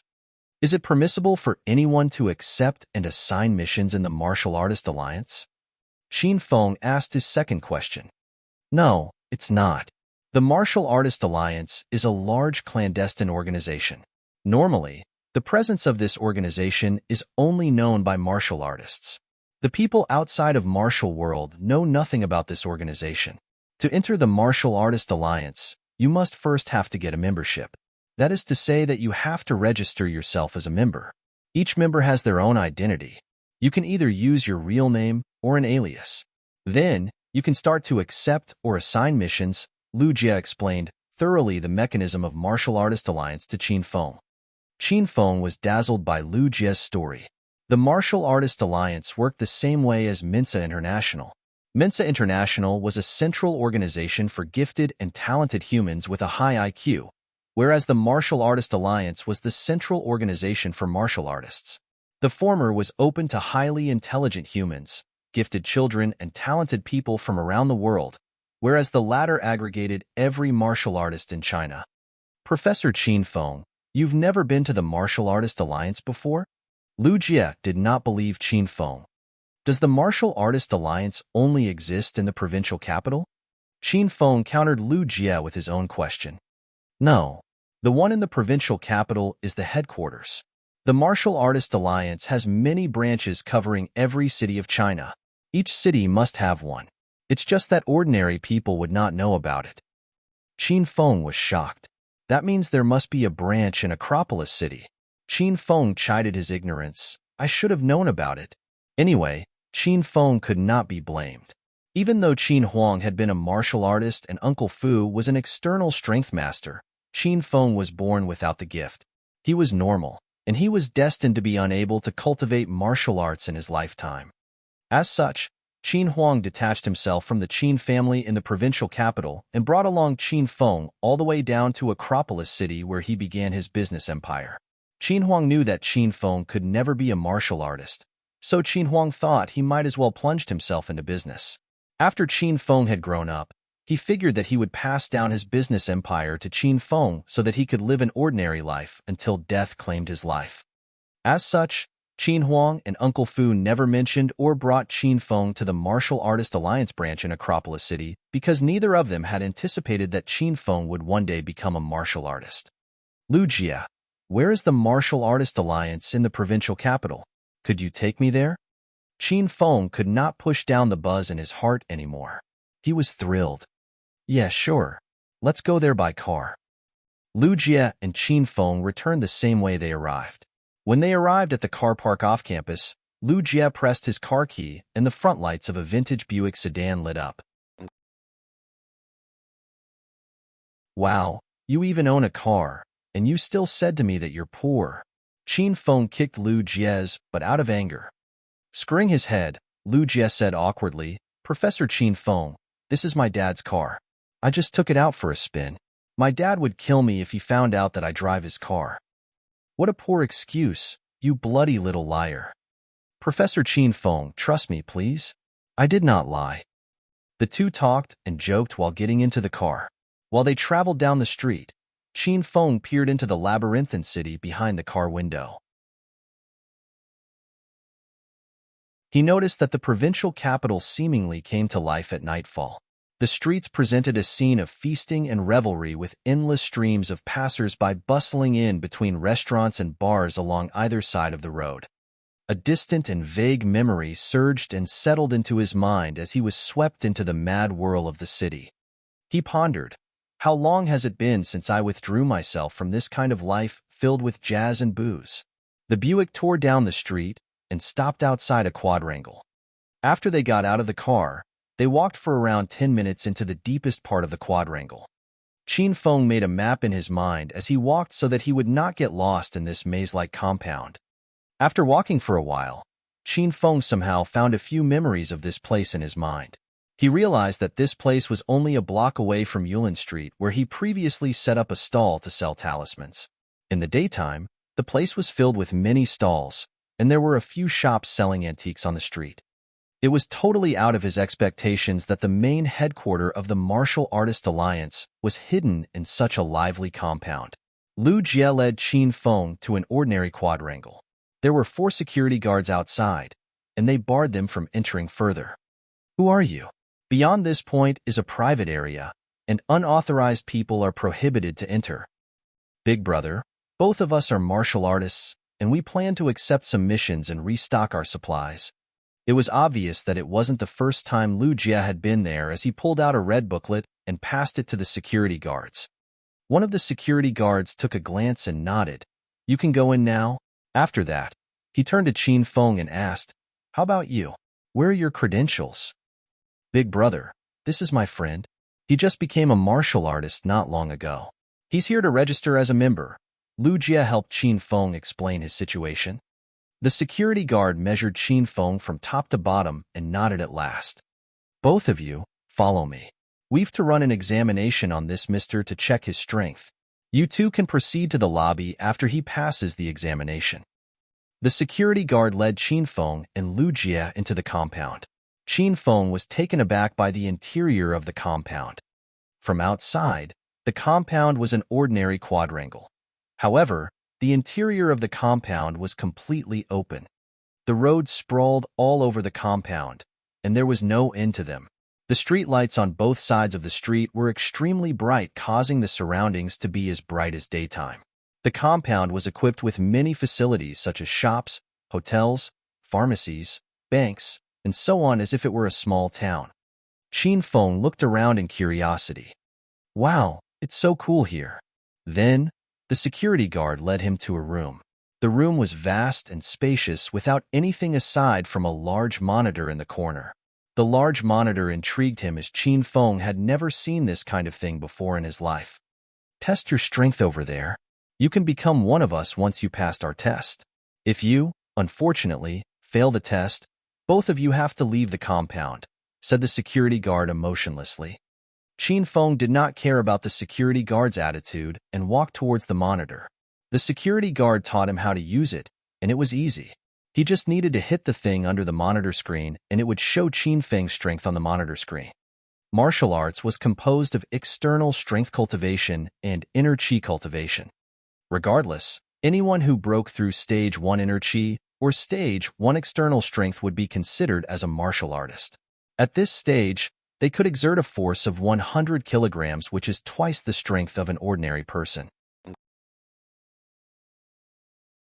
Taking a deep breath, his muscles bulged, and a gale of wind suddenly rose from nowhere. He moved as fast as lightning, slamming his fist on the target with great force. Bang! A loud, muffled sound echoed through the room, scaring both Lu Jie and the security guard. The security guard hurried towards the screen, and his eyes almost popped out when he saw the number 298 on the monitor. This man exerted 300 kilograms of force. That's almost on par with a Stage 5 external expert or a Stage 6 inner chi expert. There are only a few martial artists of this caliber in the Martial Artist Alliance. "Do I pass the test or not?" asked Qin Feng after realizing the security guard had not said anything after such a long time. Qin Feng was a Stage 4 external expert, and he had consumed strength-enhancing potion twice before he arrived. With his intermediate-level Thunder Tiger Fist technique, Qin Feng was certain that he could release a force of 350 kilograms with ease. The force of 298 kilograms on the monitor screen was the result of him suppressing his power. Yes, the security guard finally returned to his senses. His attitude toward Qin Feng had changed. You passed." Lu Jie said that he had just become a martial artist not long ago, so the security guard had not expected him to be so strong. "You're so powerful, Professor Qin Feng." Lu Jie ran to Qin Feng's side and exclaimed. The security guard went to register Qin Feng as a member. "Mister, please give yourself a name. It can be an alias or your true name." Qin Feng thought about it deeply. He realized that his enemies could be in the Martial Artist Alliance, so if he used his real name, he might blow his disguise. At last, he chose an alias for himself. "Let it be Green Wolf," said Qin Feng. "Will you confirm it?" The security guard keyed Qin Feng's identity into the computer and said, "This will be your only identity after joining the Martial Artist Alliance. You can't change it after it's successfully registered." "Yes, let it be Green Wolf," Qin Feng said determinedly. A wolf could survive even under the harshest condition. They were wise, sly, and had tons of endurance. They concealed themselves in the dark, lurked, and waited for the perfect moment to kill their enemies in one strike. Qin Feng felt a wolf described his current situation and his characteristics very well. After a short while, the security guard handed a red booklet to Qin Feng. "Dear Mr. Green Wolf, this is your membership document. Please keep it on your person at all times." Qin Feng took his document and took a few glances at it. The security guard then pulled out a weird patterned cell phone and gave it to Qin Feng. "This is a special communication device created by the Martial Artist Alliance. It'll notify you of every mission issued by the main headquarters in the provincial capital and all branches across China. Your login ID and password will be your alias and a self-generated password. The password can be changed after your first login, so don't worry about it. You can log on to our website and look through your profile to check whether the information is correct or wrong." The security guard gave Qin Feng everything he needed. He also gave him a book titled The Beginner's Guide to the Martial Artist Alliance. Inside the guide was everything about the Martial Artist Alliance that could assist the new members in familiarizing themselves with the facilities of Martial Artist Alliance. The security guard returned to his original position after he helped Qin Feng complete the membership registration. After that, Lu Jie brought Qin Feng to the lobby of the Martial Artist Alliance. It was already 10 p.m. at night, so the lobby was devoid of people. The lobby of Martial Artist Alliance was built to look exactly like the Stock Exchange Center. It was huge and spacious, and it could hold up to 1,000 people. There was minimal furnishing in the lobby, only equipped a few rows of chairs and a large LED screen hanging on the wall that was the mission board. Qin Feng and Lu Jie took a seat and looked at the mission board. The mission board showed all the missions that were being issued by Martial Artist Alliance. Ding! Hedonist Sovereign System released an SSS grade mission. Martial Artist Alliance. Main mission. Figure out who the leader of the Martial Artist Alliance is and the purpose of the Martial Artist Alliance. Time limit. Unlimited. If host Qin Feng clears the mission, the system will reward 1 million Hedonist points and a few unknown rewards. If the mission fails, 2 million Hedonist points will be deducted. Ding! First side mission of Martial Artist Alliance. Accept and clear a level 5 mission issued by the Martial Artist Alliance. Time period, 3 months. If host Qin Feng clears the mission, the system will reward host Qin Feng 10,000 Hedonist points and randomly initiate a mystery interface in the system. If the mission fails, 20,000 Hedonist points will be deducted. Please wait for the announcements of other side missions.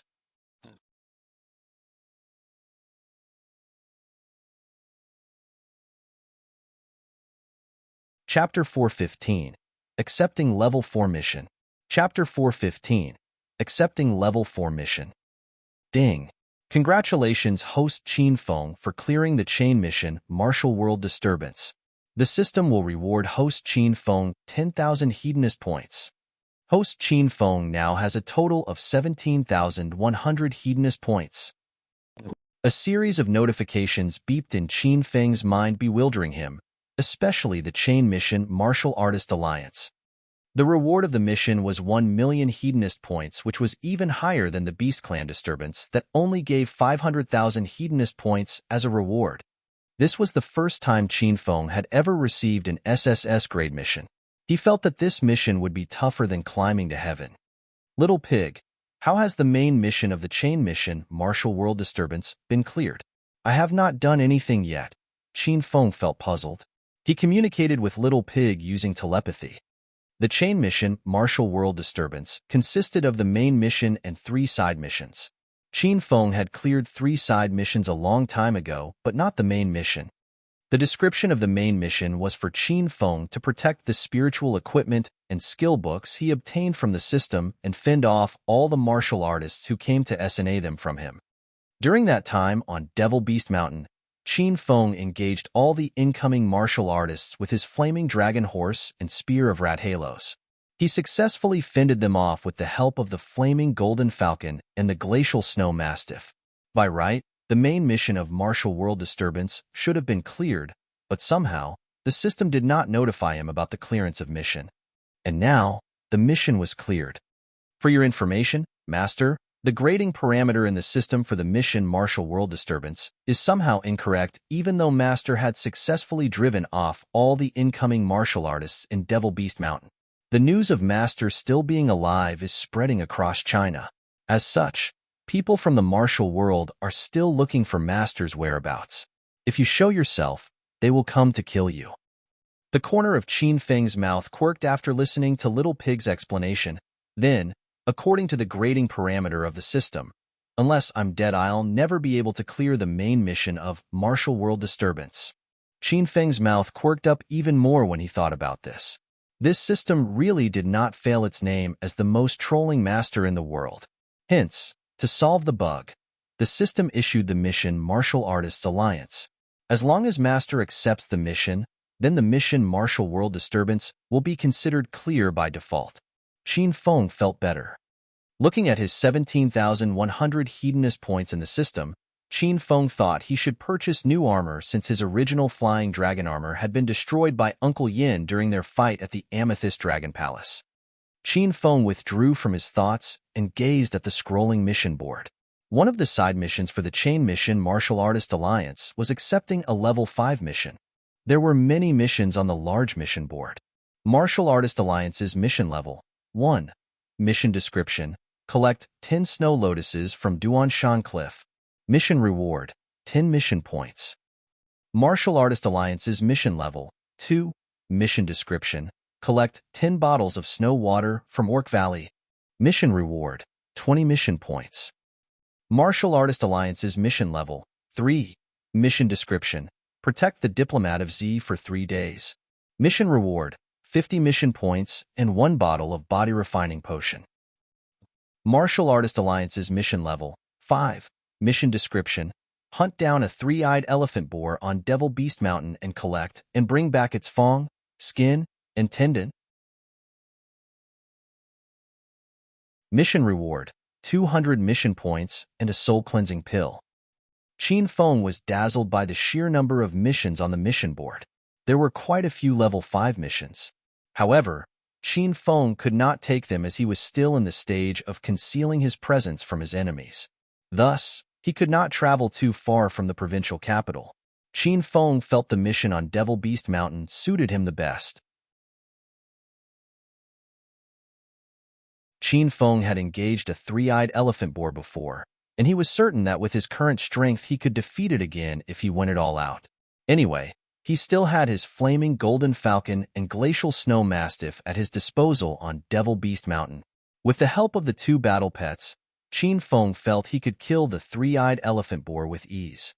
Professor Qin Feng, do you think I should accept a level 4 mission as training since I've just broken through to stage 4 energy? Lu Jia asked Qin Feng. He was searching for a mission as well. Which one do you want to do? Asked Qin Feng. That one. The mission to hunt a unicorn rhinoceros in the dark forest, Lu Jia answered excitedly. Qin Feng skimmed through the screen and found the mission. Martial Artist Alliance's mission level 4. Mission description: hunt down a unicorn rhinoceros in the dark forest and collect the horn, hide, and tendons. Mission reward: 150 mission points, 100,000 yuan, and a healing pill. Where is the dark forest? Asked Qin Feng after he finished reading the mission's description. The dark forest is situated on the outskirts of the provincial capital.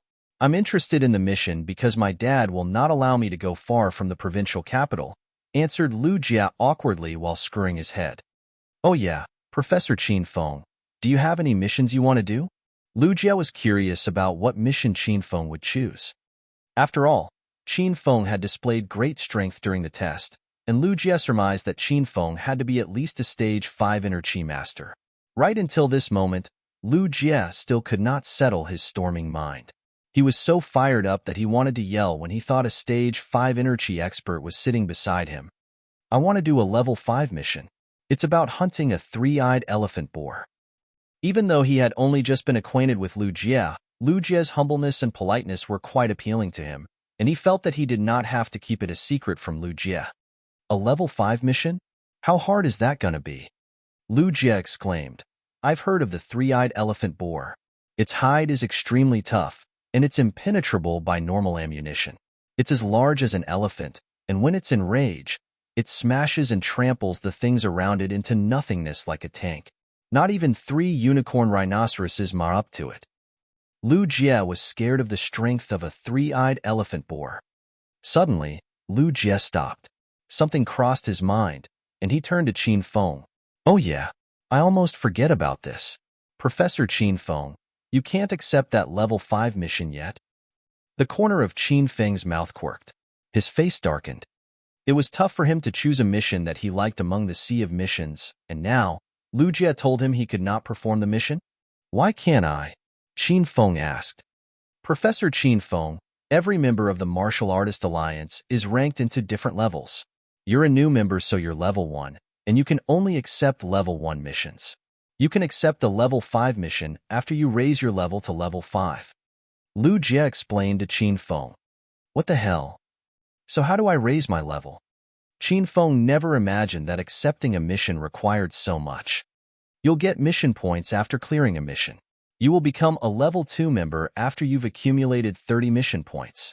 Then, you'll need another 20 mission points. That's 50 mission points to reach level 3.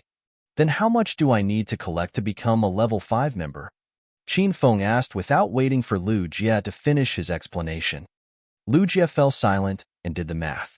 Then, he exclaimed, fuck, you'll need 500 mission points. Lu Jia had become a level 4 member a few days ago, and he had 210 mission points. He did not think about the requirements to become a level 5 member at all, And now after he did the math, he was stunned. Qin Feng looked over at the mission board again. An ordinary level 1 mission gave 10 mission points, and if he wanted to become a level 5 member, that means he'd have to complete 50 level 1 missions. Is there no other way to do a mission higher than my current level? Qin Feng asked.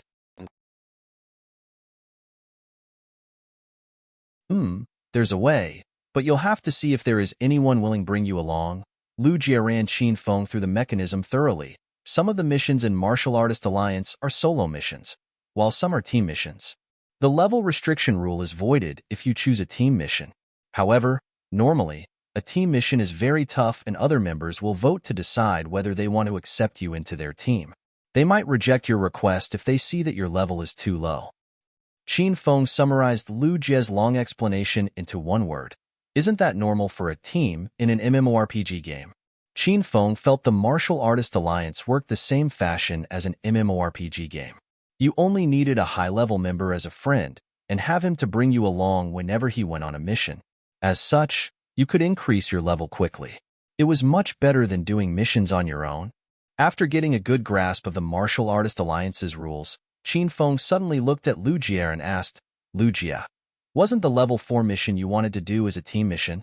Yes, it is. The mission requires 2 members. Then what are you waiting for? Hurry up and accept it. Qin Feng yelled excitedly. Lu Jie did not understand Qin Feng's intention. He hesitated and said, But Professor Qin Feng, I've just broken through to stage 4 enrich, and this is the first time I have done a team mission. I'm worried I'll be done for if my teammate keeps pulling my leg. Qin Feng smacked Lu Jie in the head. He glowered. You, this moron. Do I look like someone who will pull your leg? Qin Feng pointed his finger at himself. Lu Jie stared blankly at Qin Feng for a while before exclaimed, Professor Qin Feng, does that mean that you'll team up with me to do the mission? Of course. Hurry up. We'll depart to the dark forest to hunt a unicorn rhinoceros now. I still have to go home and sleep. Qin Feng said casually as if he was going to slaughter a chicken and not a unicorn rhinoceros from the dark forest. Lu Jie was stunned. He only regained his senses after a good while. He was so excited that his bubbly body trembled. He hastily pulled out his communication device and accepted the level 4 mission. Ding! Soon enough, Lu Jie's communication device beeped, showing that he had successfully accepted the mission. It also asked him to wait for his team partner. Likewise, Qin Feng took out his communication device. He familiarized himself with the communication device under Lu Jie's guidance and accepted the same level 4 mission as well. After Qin Feng joined, Lu Jie's communication device beeped again, asking him to approve Green Wolf for his team. Lu Jie, mission points is all I want. You can have the rest of the rewards, Qin Feng said to Lu Jie. Lu Jie was a straightforward guy.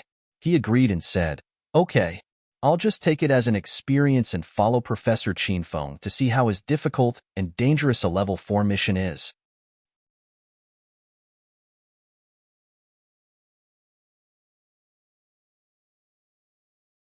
Chapter 416, Fighting the Unicorn Rhinoceros, 1. Chapter 416, Fighting the Unicorn Rhinoceros, 1. Pursing her lips, Hua Yin squatted beside her garden outside of Chang Xian's villa. She hurried from the villa after she finished her dinner and hid her presence under the shadow of the villa. She planned on ambushing the one who stole her spiritual flowers when he appeared. However, it was already in the wee hours of the morning, and the flower thief still had not appeared. Yin Yin, you scared me. Chang Xian suddenly appeared from the villa. She wore a loose white nightgown with a fiery red windbreaker draped over her shoulders. She stood in the moonlight so that it gave her an enchanting and charming aura. She noticed Hua Yin in the garden once she was outside. She had only been able to see a vague figure because the moonlight was her only illumination. She almost thought that Hua Yin was a large mouse. Big Sister Xian, I'm not a ghost. What are you afraid of? Hua Yin came forward and clung to Chang Xian's arm. Chang Xian smacked Hua Yin's forehead, feigning anger, and said, You naughty little girl. Won't you feel cold standing outside in those flimsy clothes? You really treated your garden like your own child. What if you see a cold? Hua Yin made a face as a countermeasure to Chang Xian's warning, causing Chang Xian's to burst into laughter. Big sister Xian, what are you doing out here at this hour? Why haven't you gone to bed? Hua Yan's rolled her glassy eyes and said mischievously, could it be you're waiting for that brat? Chang Xian's face instantly flushed. Luckily, it was dark outside so Hua Yin could not see her face. Otherwise, she would have searched for a hole to hide in. What kind of story is playing in your dirty mind, young lady? Why would I wait for that brat to return home? I'm actually wondering if I should lock the door or not because it's so late, and it's time for us to rest. Qin Feng disappeared right after classes had ended and still had not returned home. Even though Chang Xian did not say anything, a weird feeling kept stirring her mind. She could not go to sleep unless Qin Feng had returned home. So the reason Chang Xian came outside was to see whether or not Qin Feng had returned home. She never expected Hua Yin to be outside as well, and that she'd figure out her intention. Really? Hua Yin grinned at Chang Xian. Suddenly she sighed. Ai, big sister Xian. You see, you're such a fine young lady, beautiful with an hourglass body figure and rich. I'm pretty sure that there was no man in this world that could resist your charms. I can't understand how big sister Xian fell in love with that brat Qin Feng. He is a pervert, and what's more, his background is a mystery. We have no idea what he used to be in his previous life. Big sister Xian, you must think twice about him. What are you talking about? I already said that I came out to lock the gate and go to sleep. Chang Xian was so embarrassed that a bright pink quickly crawled up her face to her ears. In order to prevent Hua Yin from talking nonsense, Chang Xian gnashed her teeth and pulled Hua Yin back into the villa. She turned around and locked the door from inside in front of Hua Yin. That brat deserves this for not coming back home before this late hour. We'll let him sleep on the street tonight. If he still adheres to his misguided course, I'll kick him out of my house. Looking at Chang Xian's angry, cold face, a flicker of mischief veiled Hua Yan's eyes. Nobody knew her plan. Arg, big brother, please wait for me. Qin Feng had taken a liking to Lu Jie, so he kept him as his little brother. Lu Jie changed his appellation from Professor Qin Feng to Big Brother. Both of them arrived at the outskirts of the provincial capital. After they parked the Buick sedan outside of the dark forest, they entered the dark forest and started looking for the unicorn rhinoceros. Qin Feng remained calm without batting an eye even as he ran at top speed for a long time. However, this was not the case for Lu Jie. He was fat, so he was entirely exhausted from running for 20 minutes straight. You should keep fit now, you fatty. Qin Feng rolled his eyes at Lu Jie. Big brother, I'm that kind of person who will grow fat even if I drink water. You can't understand this kind of suffering. Lu Jie's face was covered with big drops of perspiration. He stopped out of his fatigue and said, Big brother, can we stop and rest for a while? Otherwise, I might die of exhaustion before we find the unicorn rhinoceros. Looking at Lu Jie, who refused to move for another inch, Qin Feng helplessly shook his head and murmured inwardly. Hiss! A wild horse's cries howled across the forest, shattering the tranquil and gloomy dark night. It made Lu Jie flinch. His eyes were filled with fear. He pointed his finger at the fiery red gallant horse and stuttered in fright. Big brother. Beast, there is a beast here. Hurry up and run. Hopping lightly on his feet, Qin Feng arrived at Lu Jie's side. He was disappointed at Lu Jie's cowardice and kicked him in the butt, sending him flying onto the back of the gallant horse. Beast? You fucking head. This is your big brother's mount. Its name is Flaming Dragon Horse. Qin Feng jumped on the back of the horse as well and cantered into the forest with Lu Jie. The Flaming Dragon Horse raced through the forest at its top speed, causing the wind to howl as the only perceptible sound around them. Lu Jie finally returned to his senses. His eyes were illuminated with excitement. Out of his curiosity, he kept rubbing his jiggly butt on the back of the horse, caressing the fur, and pat the Flaming Dragon Horse's head. He felt that he was in a dream. You're too fucking cool, big brother. You can even get your hand on a rare Fergana gallant horse. Don't tell me that you're actually related to one of the aristocratic families in the provincial capital? Lu Jie danced about joyfully. Qin Feng smacked Lu Jie in the head and glowered. Can you please not rub your big, fat ass on my horse? You disgust me. The flaming dragon horse did not have much space to begin with and could only carry one person at most. Now, there was even less space with the big and fat Lu Jie sitting behind him. His back leaned against Lu Jie's back, so every time Lu Jie moved, his bottom touched Qin Feng's body. Qin Feng would have been very happy if Lu Jie was a drop-dead gorgeous woman. However, in reality, he wasn't, and Qin Feng felt every minute like 1,000 years for him. Lu Jie did not move anymore after Qin Feng yelled at him, but he kept yapping on and on without stopping. It was obvious that he was stunned by Qin Feng's strength and treasures that he'd gone crazy. The flaming dragon horse was fast and had a lot of endurance. It ran as fast as lightning for more than 10 minutes without decelerating, even weighed down by Qin Feng and Lu Jie.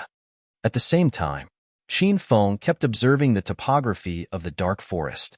He found some resemblance to the forest on Devil Beast Mountain.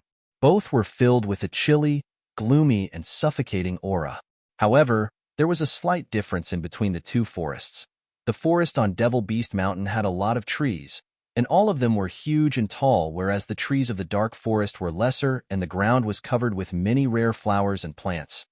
After accepting the dark forest mission, the mission board had sent some information about the mission they were taking to their communication devices.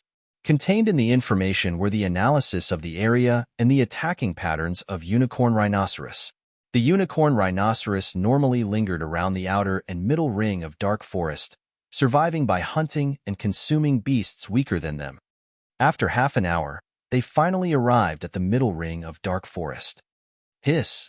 Qin Feng pulled the bridle, and the flaming dragon horse raised its two front hooves in the air as it stopped and released a deafening neigh. Lu Jie did not realize that Qin Feng was no longer sitting behind him.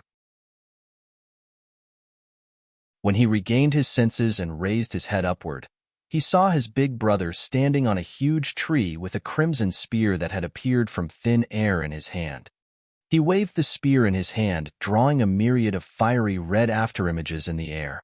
Shroom, shroom, shroom. Dozens of fireballs of great intensity shot out and smashed into the surrounding trees, setting them ablaze. The flames spread fast, and within the span of a few seconds, the whole forest was engulfed in fire, illuminating the sky as bright as day. Lu Jie was still on top of the flaming dragon horse. His mouth gaped into a large O shape. He could no longer distinguish whether his big brother was a martial artist or a demon cultivator. His mind went blank as it was filled with plenty of questions. Where did Big Brother get that long spear from? And where does he keep it? Big Brother, what are you doing? Lu Feng looked at Qin Feng, who hovered in midair with worship in his eyes. It's been such a long time since I last let loose my power. It's time for me to warm up. Qin Feng laughed. Big Brother, all the beasts of the dark forest hate light.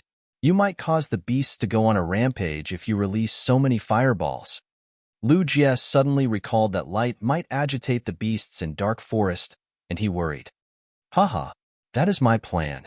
We should kill the unicorn rhinoceros and clear the mission as fast as we can. I want to go home and sleep. Lu Jie was stunned by Qin Feng. Big Brother Qin Feng is too domineering. Every time Lu Jie came into the forest to carry out a mission, he would scurry around the forest carefully like a burglar. Every time he was tasked to kill a beast, he would only make his move after he found the target and certain that there was no other danger around him. It was out of his expectation that his big brother Qin Feng would take the initiative to attract the beast. Ow! The deafening roar of beasts echoed from the deepest parts of the forest. The flaming dragon horse was aroused by the roar and pottered around. Lu Jie's expression became cold as well. He studied the forest with his dark, almost black eyes. Ow! Ow! Ow! The menacing roars of beasts grew nearer. Judging from the intensity of sounds and the trembling ground, Lu Jie surmised that there were at least 3 or 4 beasts charging toward them. Oh my gosh! Big Brother, hurry up and run. For unicorn rhinoceroses are too much for us. Lu Jie screamed as he saw 4 large unicorn rhinoceroses charging at them. This was the first time Qin Feng saw a unicorn rhinoceros. They were larger than ordinary rhinoceros, and their hide was much stronger and tougher. They had very little hair on their bodies, and the hair was hard enough to stand on their backs like tiny needles. Their ears were round, and their heads were large and long. Their necks were short, and there was a long, hard, sharp tusk above their noses. These unicorn rhinoceros were no ordinary rhinoceros. Their limbs were large and muscular as opposed to ordinary rhinoceros which had short limbs. They were faster, and their very presence made people tremble with fear. The 4 unicorn rhinoceroses charged toward Qin Feng while he was studying them. It was only mere seconds before the tusk on the top of the unicorn rhinoceros was within reach of Qin Feng's pecs. Big brother, run. Lu Jie was ambushed by 2 unicorn rhinoceroses as well. However, he still spared his consciousness to warn Qin Feng. Shroom. Qin Feng hopped up onto a large tree. Rumbles. The rampaging unicorn rhinoceros rammed itself into the big tree and raised up a storm of leaves. The leaves fell from the tree to the ground, making quite a scenic view. Shaojia, lure away those 2 unicorn rhinoceroses with the flaming dragon horse. Be careful, Qin Feng commanded. Taking his cue, Lu Jie maneuvered the flaming dragon horse away. The 2 unicorn rhinoceroses chased after Lu Jie, and Qin Feng soon lost sight of them. There were only 2 unicorn rhinoceroses left. Qin Feng felt that it would be easier for him to engage them. Shroom, shroom. Qin Feng moved like a specter in the dark, zigzagging between trees while shooting fireballs from his spear of rat halos.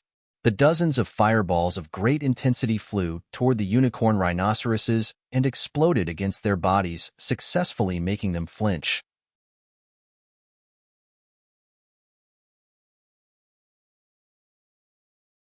Chapter 417. Fighting the Unicorn Rhinoceros 2. Chapter 417. Fighting the Unicorn Rhinoceros 2. Ow! Ow! Ow! The 2 unicorn rhinoceroses were confused. They went berserk in the dark forest and rammed down a few trees during their rampage. Qin Feng used 200 hedonist points to purchase 20 fire bullets, and he released all of them, leaving a trail of flames whenever he went. Little fellows, enough playing. It's time to get serious. As he waved his hands, the spear of rat halos suddenly disappeared. Then, a long, treasured sword glowing with an orange-colored light appeared in his hand, and he put his winter iron glove on his right hand. Qin Feng hopped lightly on his feet, turning himself to a gale of wind. He charged at the unicorn rhinoceroses and swung his sword at it. Bang! Bang! Bang! The orange-colored sword Qi morphed into a large net and wrapped around one of the unicorn rhinoceros. The net of sword Qi landed on its target. However, the unicorn rhinoceros were not sliced into pieces. It was completely unaffected and continued to run wildly across the ground, stunning Qin Feng. The hide of unicorn rhinoceros was extremely sturdy, and the description of it being as hard as an iron bastion was accurate. When Qin Feng's sword landed on it, an ear-piercing metal jarring sound rang through the air. You guys look better than I imagined. Qin Feng squinted. He hastily jumped back to evade the ambush of unicorn rhinoceroses and retreat to a large tree nearby. Sitting on top of the tree, Qin Feng withdrew his true steel sword and looked at the berserk unicorn rhinoceroses. Qin Feng had lost his flying dragon armor, so he was utterly defenseless now. The 2 unicorn rhinoceroses were huge and weighed almost 2,000 kilograms each. Qin Feng surmised that he would be trampled into a meaty pulp if he got hit by them. Qin Feng still had another defense skill apart from his flying dragon armor, the sovereign-grade skill Vajra Esotery, but to his dismay, he had triggered the Vajra Esotery during his fight against Yinyang elders at the Su family mansion in Sky City. According to Little Pig, activation of Vajra Esotery consumed a large amount of Qin Feng's inner chi, and he needed at least 3 months before the Vajra Esotery could be triggered again. 3 months had passed, so the Vajra Esotery could be triggered again if Qin Feng was in a moment of life or death. During his last fight at the Amethyst Dragon Palace, his inner chi had not been restored to the point that he could use the Vajra Esotery, so the Vajra Esotery could not be activated even though Qin Feng was almost killed. Qin Feng hopped around the trees back and forth like a primate. The two unicorn rhinoceroses kept trailing him closely until fatigue began to overtake them, causing them to slow down. Qin Feng studied the surrounding forest and realized that he could not see Lu Jie. He then began to call for his helper in his heart. Shimen Chui Shui, engage in battle. Rumble. A white light descended from the sky. Shimen Chui Shui heard Qin Feng's call and appeared. He was clad in a snow-white robe. His expression was still filled with the same coldness. With his hands folded behind his back, he pointed his seemingly insignificant wuxiao sword at the sky.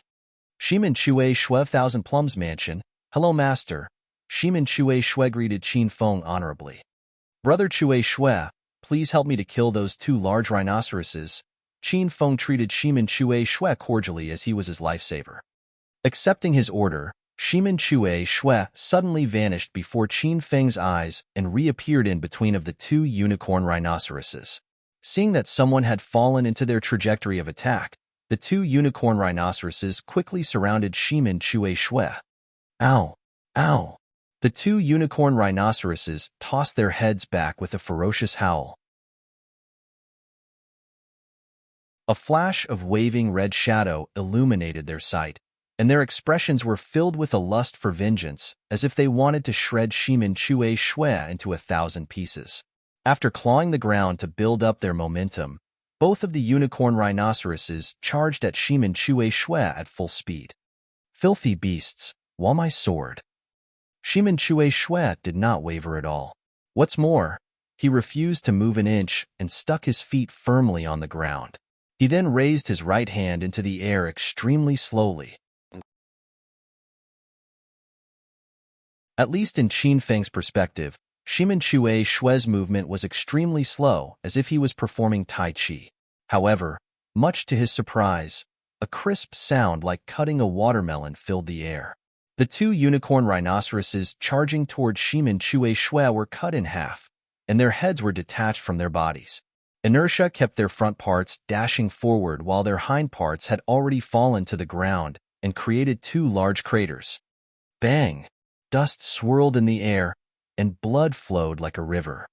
A sickening metallic scent slowly filled the air. Shimen Chui Shui waved his hands and folded them behind his back again. The wuxiao sword in his hand was bereft of any blood. Master, do you need any more assistance from Chui Shui? Shimen Chui Shui vanished and reappeared before Qin Feng. His speed was so fast that nobody could track his movement, not even Qin Feng. He was frightening. Little pig, what is Shimen Chui Shui current strength? Master, Shimen Chui Shui is now at stage 9 and halfway into the realm of comprehension. Qin Feng was amazed. So this is the strength of fully mastering stage 9 inner chi. A stage 9 inner chi master could kill two unicorn rhinoceroses effortlessly like chopping vegetables. Qin Feng felt he was nothing standing in front of Shimen Chui Shui.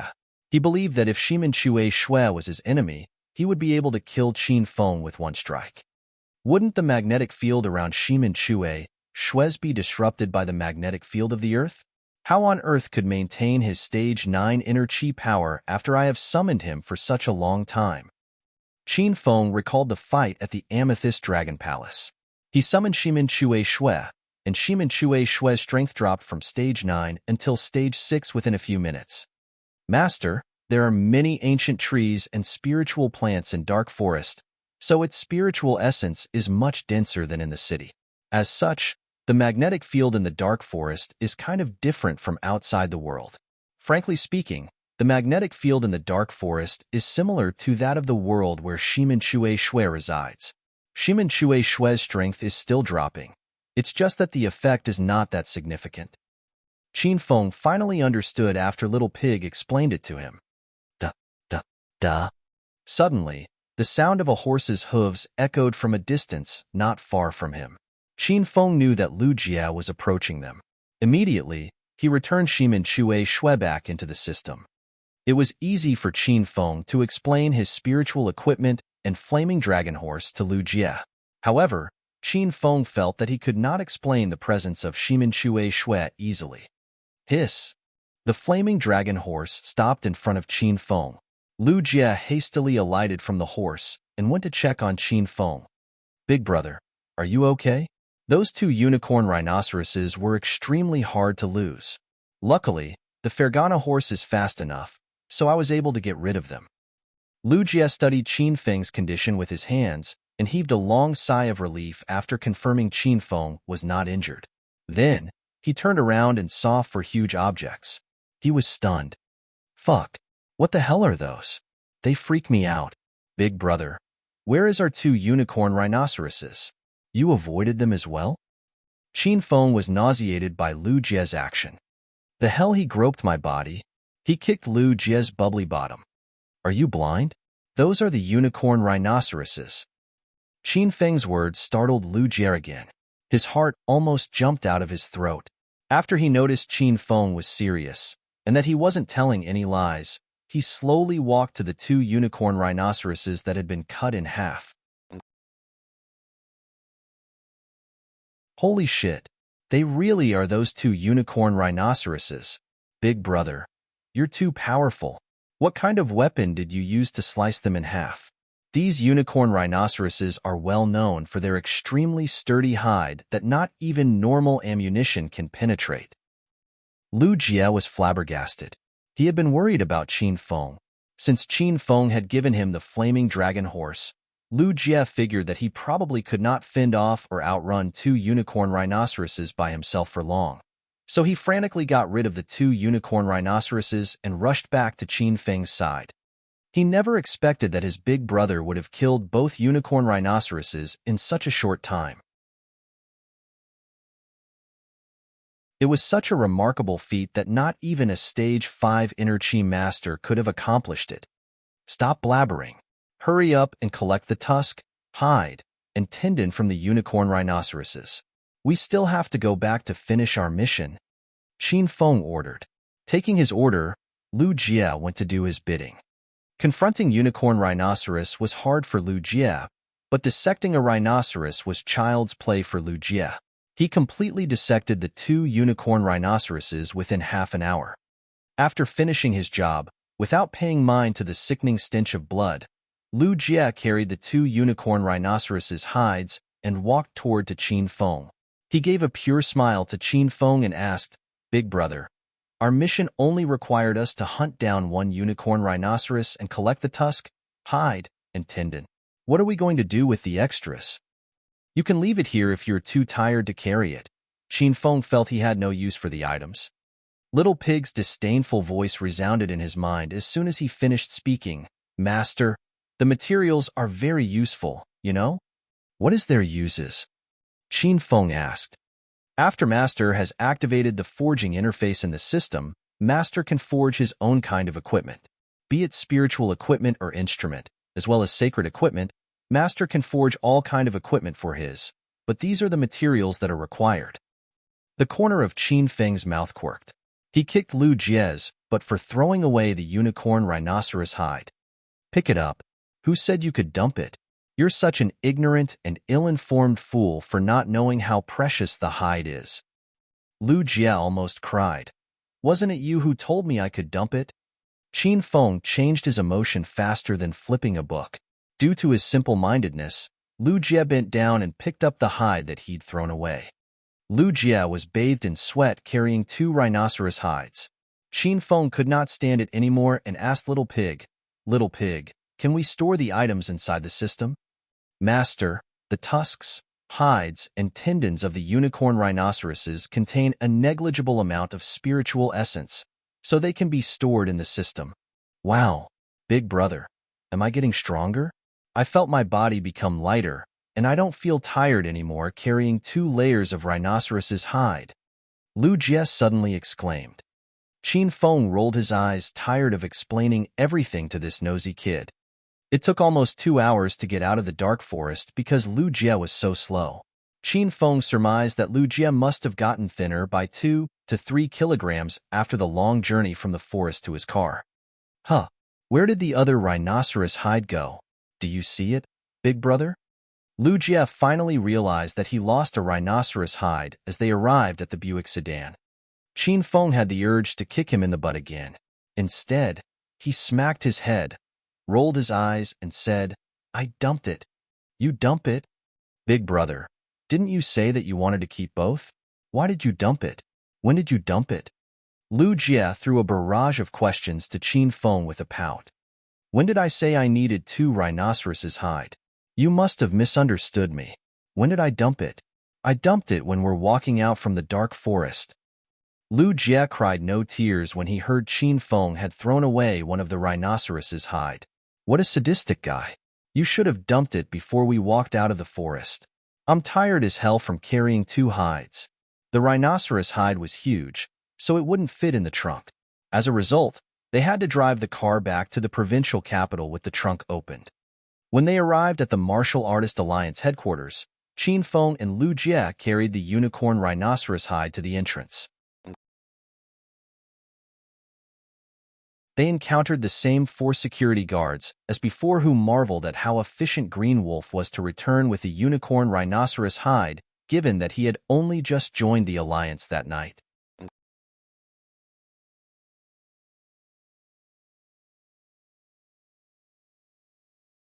Chapter 418, Sacred Azure Battle Armor. Chapter 418, Sacred Azure Battle Armor. Qin Feng left the unicorn rhinoceros hide at the entrance and went home first in Lu Jie's Buick, while leaving the remaining works for Lu Jie. The faraway sky was turning bright by the time he left Martial Artist Alliance. Slowly, the provincial capital that sunk into slumber for the night recovered. The avenue flooded with vehicles and pedestrians as everyone in the city began to rush towards their individual destinations. Qin Feng did not return to Chang Xian's villa. Instead, he went to Provincial Capital University. After enduring through a death-or-life battle with the unicorn rhinoceros, Qin Feng felt it was essential for him to purchase battle armor, or else he would feel insecure during a fight. When he arrived at the Provincial Capital University, Qin Feng initiated the Hedonist sovereign system as soon as he entered his office. He had 16,900 Hedonist points now, so he could purchase a battle armor better than the Flying Dragon armor. The Flying Dragon armor was a prize from a lottery. Then, Qin Feng claimed the Green Dragon Crescent Blade and the Spirit Snake Whip after he killed number 5 and number 8 from the Bronze Group of Golden Assassin Group. Following this, Qin Feng fused the Green Dragon Crescent Blade and the Flying Dragon armor to form the Orange Grade Flying Dragon armor. That had immensely increased the Flying Dragon armor's defense. However, despite the enhancement, the Flying Dragon armor could not withstand Uncle Yin, who was a Stage 8 Inner Chi Master. Uncle Yin had utterly destroyed the Flying Dragon armor with just a few hits. The fight had opened Qin Feng's eyes to the reality, and he realized that his strength was like a stone that was thrown into a vast ocean. It could do nothing but raise an insignificant ripple. This time Qin Feng vowed that he would purchase a blue-grade battle armor to vastly increase his own defense, so that he would never be in a dire situation which might cause his death when he next met a strong person. After making up his mind, Qin Feng chose the blue-grade battle armor option in the system. After the system finished filtering out the blue-grade battle armor for him, Qin Feng was dumbfounded looking at the price for a piece of blue-grade battle armor. There was only a grade difference between blue-grade and orange-grade armor, but the price was worlds apart. Last time he checked, the normal price of white-grade spiritual equipment was around 500 hedonist points and capped at 3,000 hedonist points, while orange-grade spiritual equipment ranging from 3,000 hedonist points to 30,000 hedonist points. It was totally out of his expectation that a single piece of blue-grade spiritual equipment would cost him from 30,000 hedonist points to 300,000 hedonist points. Meanwhile, the base price for purple-grade spiritual equipment was 30,000 hedonist points and topped at 1 million hedonist points. Gold-grade spiritual equipment, however, was different from other grades of spiritual equipment. Getting a gold-grade piece of equipment was completely by sheer luck. It could not be purchased from the system. Instead, it had to be earned through clearing an SSS grade mission or by fusing different spiritual equipments together. Qin Feng was naive. He thought that with 16,900 hedonist points at his disposal, he could choose battle armor to his liking, but the reality was cruel. He could not even afford the most basic blue-grade battle armor. Master, as a rank 5 hedonist mortal, you're entitled to borrow hedonist points from the system. The limit is 20,000 hedonist points. Little Pig's voice suddenly resounded in Qin Feng's brain. The usually lazy and arrogant Little Pig now spoke lively and energetically while giving Qin Feng a coquettish look. The system even provides a loan service? Wow, how user-friendly! Qin Feng exclaimed. He began to see hope. If he could borrow 20,000 hedonist points, then he would have 36,900 hedonist points, and he could purchase the most basic of blue-grade battle armor. Of course, you can.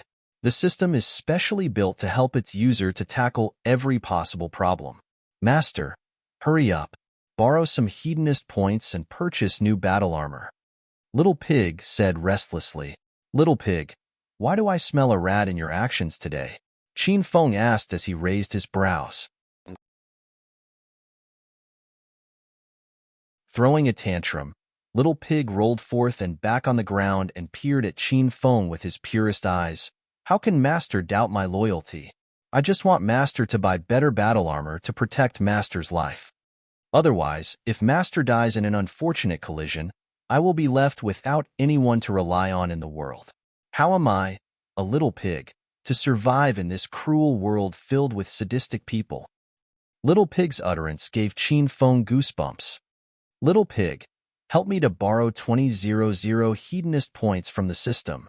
Qin Feng decided to borrow it at last. I'd be dumb not to borrow free money. Ding, thank you host Qin Feng for taking up a loan with the hedonist sovereign system. The total distribution is 20,000 hedonist points. The current interest rate is 1,000th. Time period, 1 month. If host Qin Feng fails to repay the principal and interest in the given time, the system will randomly choose either one piece of spiritual equipment that is currently in host Qin Feng's possession in lieu of debt repayment. Half of the original price of each piece of spiritual equipment will be considered debt repayment until host Qin Feng clears the debt. Qin Feng had just borrowed 20,000 hedonist points, and after he listened to the series of notifications, Qin Feng's expression darkened. What the fuck is this, little pig? Why didn't you tell me earlier that there was interest on the loan? Qin Feng roared at Little Pig. He finally saw the light of why the pig desperately fawned over him. So he's digging a hole for me to jump in. Shedding off his disguise, Little Pig returned to his usually lazy demeanor. He lay emotionlessly in the system as if it all had nothing to do with him. Master, is there anything in the real world that does not have interest? Does the bank not have to fix a repayment schedule and charge interest when you borrow from them? Little Pig spoke slothfully. There was a flick of disdain in his voice, and Qin Feng could not argue with him. Qin Feng was not delighted but stressed as he was burdened by his debt when he looked at the 36,900 hedonist points.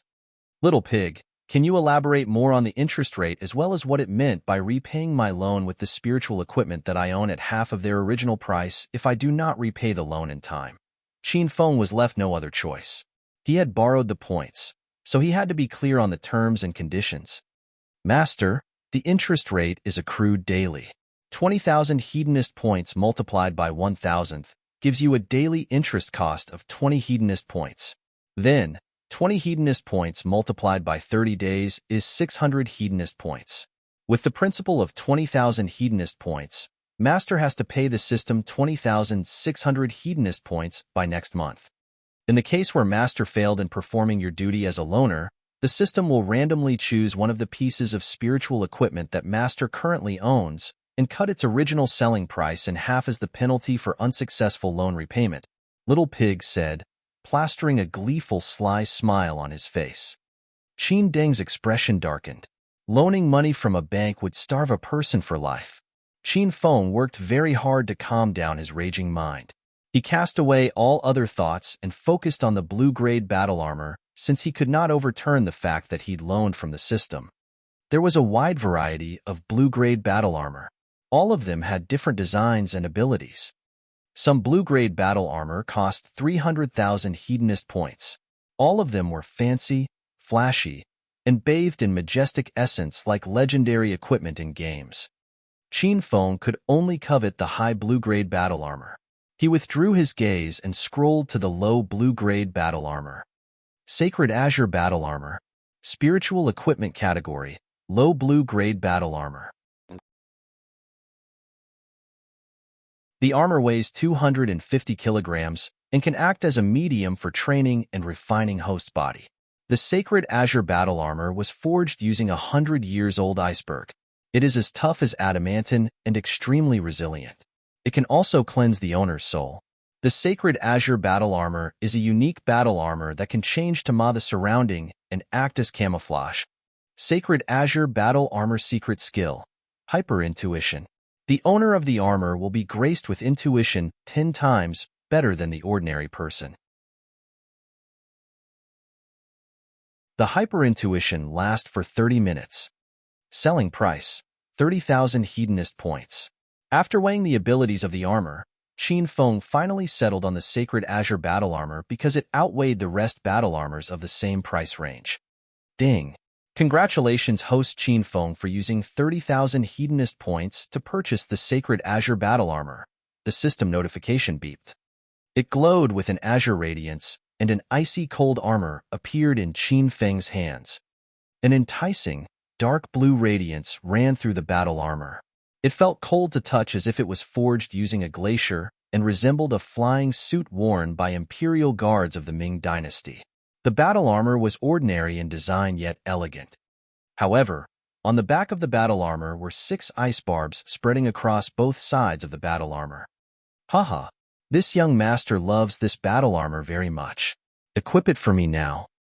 Qin Feng commanded the Sacred Azure Battle Armor attached to his body. Hey, it fits me well. Qin Feng felt as if he was encased in ice once he donned the battle armor. A gale of cold wind surged into his body and was very refreshing. Qin Feng tried his intermediate-grade Thunder Tiger Fist in the new 250 kilograms battle armor. Damn it, it feels so nice. Master, the true strength of this Sacred Azure Battle Armor lies in its ability to mod its surroundings and grant invisibility, Little Pig said. Qin Feng stopped and asked, "What did you say?" To put it bluntly, the Sacred Azure Battle Armor can take on a different form according to Master's wish. As such, it can become one with the surroundings and grant Master invisibility. Qin Feng finally understood. It was a kind of visual illusion. The Sacred Azure Battle Armor worked the same way as China's Special Forces combat armor. The Special Forces wore combat armor and wore makeup to fully merge themselves with the surroundings. The art of invisibility was also used in the art of ninjutsu in Japan. By altering the color and aura of bodies, ninjas could merge themselves with the surroundings such that they were completely concealed.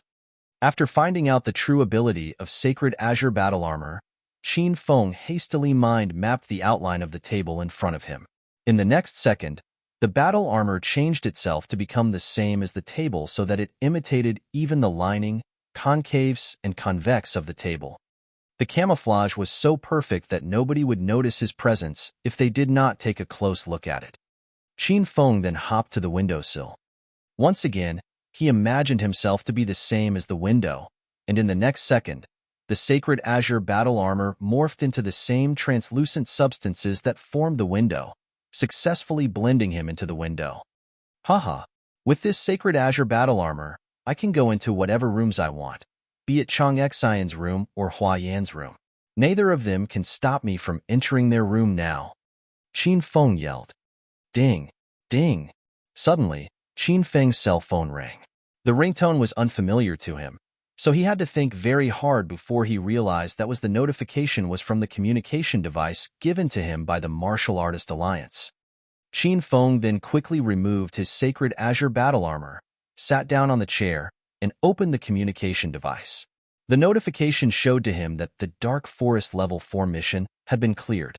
Qin Feng knew that meant that Lu Jia had passed the mission.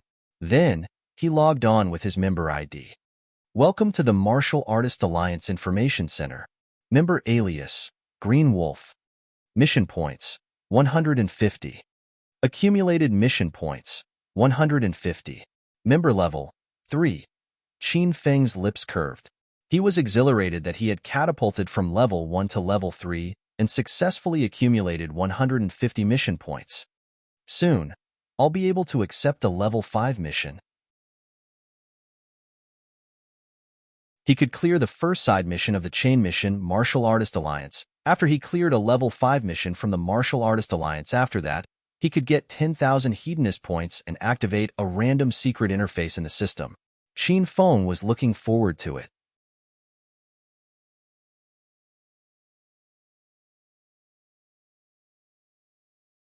Chapter 419.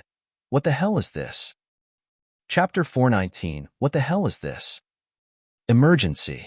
By the time Qin Feng finished discovering the sacred azure battle armor and the information center of Martial Artist Alliance, night had completely ebbed and day arrived. It was almost time for his class, so Qin Feng moved to the medical college lecture hall. When he arrived at the lecture hall, he once again marveled at the sight before him. Today was only his third day teaching in the provincial capital university, but the sheer number of students attending his class still amazed him. The number of students had doubled, and now the whole lecture hall was packed like sardines to the point that many students shared seats. I'm going to get mad if I find out that some students attend my class just to touch and get fresh with my female students. Qin Feng picked a spot where the sunlight fell, standing straight as pine while cracking a joke to lighten the atmosphere. Undoubtedly, Qin Feng's knowledge in Chinese medicine was unparalleled, and his ability to invigorate the atmosphere of a class dwarfed that of all the other lecturers in the provincial capital university. Quite a number of students had recorded a video of Qin Feng's class and uploaded it to the university's forum. The videos went viral overnight, and Qin Feng became the topic of every resident in the provincial capital university. Of course, Qin Feng did not know about these, nor he did care about them. Qin Feng then began his lesson after he lightened the atmosphere. During the previous class, your most handsome, humorous, and modest Professor Qin Feng taught you all about the 36 major acupoints and the flow of the 108 meridians in the human body. Also, I asked everybody to keep reviewing them while stamping them firmly in your mind. Did everybody do what I asked? Yes, we did. There were a total of 350 students in the lecture hall, with 100 students standing in the aisles and 150 students seated. All of them boomed out in one sonorous voice like dull thunder, extending their reassurance of accomplishing Qin Feng's assignment. Very well. Satisfied with his students' performance, Qin Feng nodded his head and continued. Then today I'll show you what the true essence of Chinese medicine is. I'll open your eyes to the majestic world of the art acupuncture and lead you all to the truth of report, report, report, report. While Qin Feng was blowing his own trumpet and the students were getting high from his speech, four students suddenly appeared at the door and interrupted them. They were Fang Ming and his 3 minions. Standing in the doorway, all 4 of them cried out at the top of their lungs in unison, as if they were antagonizing Qin Feng. The 4 interrupted the good vibe Qin Feng had going, so he was quite displeased. He turned and glared coldly at the 4. "Why are you 4 late for my class?" he asked. Unaffected, Fang Ming confronted Qin Feng's question with a sly grin. He then answered slovenly, "No other reason. We just love to be late for class." Fang Ming and his 3 minions bore a grudge against Qin Feng after he had brutally beaten them last time. Following this, Fang Ming had the fatty fake his illness to intentionally obstruct Qin Feng. However, to their dismay, their effort had gone down the drain as Qin Feng seen through their trick and returned the favor by pulling out his treasure sword. Thus, in order to vent their anguish, Fang Ming had summoned the hoodlums to get rid of Qin Feng. Little did he expect that Gao Tianyao would go for Qin Feng at the same time as the hoodlums he summoned, and what was more, they even engaged Gao Tianyao's group in a fight for no reason. In the end, Qin Feng had slipped away. Fang Ming had been holding this aversion in his mind, always trying to figure out a way to exact his retribution for the insult. Finally, he had an idea, and he was here today to get payback. Tisk tisk, Mr. Fang Ming, you really are a willful person. What a coincidence that I, too, am a self-willed person. Hence, starting today, the 4 of you do not need to attend my class anymore. You 4 can get lost now. In the face of Qin Feng's threat, Fang Ming and his 3 minions held steadfast, offering him wickedly sly grins instead. Then, Fangming said, Professor Qin Feng, if my memory serves me well, last time you did not banish Miss Qiao Shi when she was late for class. In fact, you even gave her a second chance. What a good memory you have there, Mr. Fangming. Yes, you're absolutely right. However, that special rule applies only to female students. I will give every female student a second chance if they are late to my class. Meanwhile, for male students, I will banish you all from my class if you're late to my class even once. Qin Feng changed his expression faster than flipping a book, and he revised his rule even faster than he changed his expression. The faces of Fangming and his 3 minions darkened. They would never see up to Qin Feng's shamelessness. Professor Qin Feng, are you sure you want to banish us out from your class? Fangming held a smile on his face and asked. I, Qin Feng, is a man of my word. I'll never take back what I've spoken. Qin Feng answered with majestic grandeur. He spoke as boldly as Bao Qing Tian, mighty and fierce, causing the students to look at him in adoration. Suddenly, something crossed Lu Jie's mind, who sat at the third last row, and he shouted, Shit, big bro. No, Professor Qin Feng, Fangming's second uncle, is one of the higher-ups in the university. He surely will report you to his second uncle if you cast him out from the class. Holy shit. Why don't you tell me earlier? Qin Feng's face changed drastically. He beamed at Fangming's group, which was leaving, and said, Ahem, ahem. Mr. Fangming, Professor Qin Feng always treated my students in square and will never be partial with anybody. The rule applied to all male students as well. You 4 will be given a second chance and no more next time. Come in and take a seat. Fangming stopped and turned to Qin Feng and cast a wicked smirk at him. Professor Qin Feng has such a fluctuating disposition. Your face changes faster than flipping a book. So are we clear to go in the class now? Of course you are allowed to enter my class. It's not suitable for you 4 to listen to my class from outside of the lecture hall. All the students in the lecture hall almost fainted on seeing how fast Qin Feng changed his attitude. They all had the same doubt in their minds. Last time when Goddess Qiao Shi was late to the class, Professor Qin Feng was so strict and punished her. He even had her stand outside the lecture hall for the whole lecture session. Then, how come Professor Qin Feng became so lenient when Fangming and his group of minions were late to class today? Just because Fangming's second uncle is one of the higher-ups in the university? But how could that be? Professor Qin Feng is such a bold person that he even dared to slap Gao Tianyao twice in his face. How could he possibly be afraid of a mere university leader? The sight of Qin Feng lowering himself greatly satisfied the egos of Fangming and his 3 minions. They all held their heads high and swaggered into the lecture hall. Their plan this time was to disturb the lecture session to enrage Qin Feng. As long as Qin Feng was enraged or beat them up, Fangming would report to his second uncle and have him expel Qin Feng from the university. Fangming and his 3 minions looked like cats that had eaten the canary. They snayed 4 seats from other students and sat down. On the other hand, Qin Feng closed his eyes to their action and began his lecture. Back to our topic today. Just now we talked about how expansive and boundless the Chinese art of acupuncture handed down to us from our ancestors is. So now, I'm going to show you all how to treat an illness with acupuncture. I need a volunteer. Anyone? The students were all juiced up after Qin Feng finished his talk. All the students shot their arms into the air, wanting Qin Feng to choose them as his assistant. Seeing how enthusiastic his students were, Qin Feng was not delighted, shooting menacing glares at the male students instead. His face turned chill as he coughed meaningfully. Taking his cue, half of the male students lowered down their arms with dark expressions. This was because Qin Feng had said during his previous class that only female students had the privilege to be his assistant. D. As the female students stampeded toward the podium to be Qin Feng's assistant, a wild and sharp gaming voice echoed through the lecture hall. Fangming and his 3 minions sat in the very center of the lecture hall, each holding a cell phone in their hands. They set their phone's volume to maximum while playing games, creating so much noise that Qin Feng could not continue his lesson. The quartet's action threw everybody off, all students shooting grievous glares at them. However, the quartet ignored them and continued to shout and play the game to their heart's content. Young Master Fong, you've to lead us since you're already level 56. Fatty, you moron. Hurry up and heal me. You're a priest, not a warrior.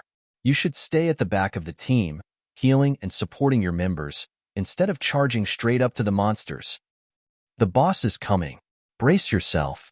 Use all your skills and subdue it. Four of them played the game while screaming non-stop as if they were not in the lecture hall but a cyber cafe. Each and every of the student was very angry at their ruthless action and interruption of the class, but Qin Feng said nothing, so they could not do much to them. Professor Qin Feng, why are you stopping the class? We love listening to you blowing your own trumpet the most. Your ability to blow your own horn is so great that you could even topple a train. We four come especially to your class just to gain some experience from you. You mustn't stop halfway. Fong Ming took a devil-may-care attitude and babbled while smirking at Qin Feng. The remaining 3 minions joined in the crusade as well and tried to get Qin Feng to blow his top.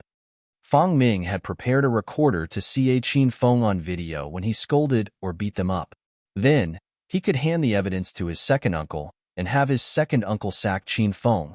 As long as he could get rid of Qin Feng, the medical college would then return to his control and he could rule over the medical college again. Mr. Fong Ming, it's not nice to play games during lecture hour. Qin Feng was not angry at all. He offered a grin to Fong Ming. Why not? Who said we can't play games during lecture hour? I saw quite a few of students playing games as well. Besides that, what's wrong with me playing with my cell phone? Are you not happy with me? If you're not happy with me, be a man and beat me up then. Fong Ming prattled, trying his very best to provoke Qin Feng. The students were already on the verge of losing their temper, wishing to give Fong Ming's goading face a few slaps. They all then looked at Qin Feng and hoped that he would do something about Fong Ming's group. However, to their shock, Qin Feng was not affected by Fong Ming's provocation. He retained his usual calm demeanor and his smile broadened. Mr. Fong Ming, it's bad to keep asking people to beat you up. You might end up being a mutt at last. And my advice is not because I don't want you to have a good time with your cell phone, but because of something else. I'm just afraid that your phone might overheat from prolonged gaming, so it could explode. Haha, do you think this is a knockoff? This is a luxury gold cell phone. It won't explode even if I exhausted its battery. Bang! The luxury gold cell phone in his hand suddenly exploded, interrupting his words and blackening his face. Fong Ming's 3 minions jumped in shock. They quickly retreated far from Fong Ming, afraid of getting caught up in the explosion as well. See, I've already told you that it will explode. Why don't you believe me? Qin Feng spoke with kind and compassionate persuasion. Fong Ming's brows were burned to a crisp and his bangs frizzed from the flame. He looked horrible and miserable, causing the students to laugh their heads off. What are you guys laughing at? Fong Ming was angry. He pointed at Fatty and glowered. Fatty, who asked you to turn off the game? Maximize the sound and continue. The explosion had sent a chill down Fatty's spine. He was scared. However, he could not defy young Master Fong's order, and with no other option left, he picked up his phone and continued playing the game at maximum volume. Mr. Fatty, I advise you not to play the phone as well. Otherwise, your phone might share the same fate as Mr. Fong Ming's cell phone. Qin Feng said, beaming at Fatty. Fatty felt he was in the sights of a vicious serpent. As he was about to give in to Qin Feng's threat and put down his phone, the freezingly cold glare from Fong Ming caught his attention and derailed his intention. He could do nothing but pick up his phone again to continue the game. Bang! Suddenly, a muffled explosion echoed throughout the lecture hall. Fatty's cell phone had exploded as well, scaring him so much that he ran around the lecture hall, shouting wildly, as if he had seen a ghost. Phew! 2 cell phones exploded one after another, causing every student to draw deep breaths. The chances of a cell phone explosion were small enough. But now 2 cell phones exploded in succession, and what freaked them out the most was that both cell phones exploded right after Qin Feng's warning. Monkey, Big head, don't stop your hands and keep playing. I don't believe it. Fong Ming was totally infuriated that his eyes were bloodshot. I don't believe he's so powerful that even cell phones obey his orders.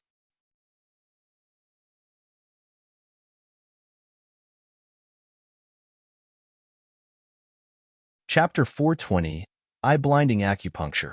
Chapter 420, Eye-Blinding Acupuncture. Monkey's and Big Head's expressions were read as if their dad had passed away. Both of them shilly-shallied for a good while before resuming their game at maximum volume. However, neither of them were concentrated on the game. Instead, they stared at their own cell phones cautiously so that they would not get caught in the explosion if their cell phones suddenly exploded. AI. Seems like people from the city have really deep pockets. I've told you that your cell phones might overheat and explode from prolonged gaming in the class, but none of you took my advice to heart. Qin Feng spoke to Monkey and Big Head like a due uncle. Before he could finish his weighty advice, he flexed his hand. Then, two streaks of bright white lights shot out in two directions, penetrating both cell phones' batteries. Bang! Bang! Two dull explosions echoed. Monkey's and Big Head's cell phones suddenly exploded, scaring the duo so much that they shrieked like ghosts and howled like wolves. They covered their head and scurried like frightened rats running back to their holes, amusing the rest of the students who could not hold themselves and guffawed exorbitantly. See, this is the result of not listening to me. I told you it would explode, but none of you listened. Are you too dumb to listen to other people's advice? Qin Feng offered a grave tone and with sincerity. Monkey and Big Head almost cried. Fine, fine. We'll stumble upon a few dumbass in our life. Let them be, and let's continue our lesson.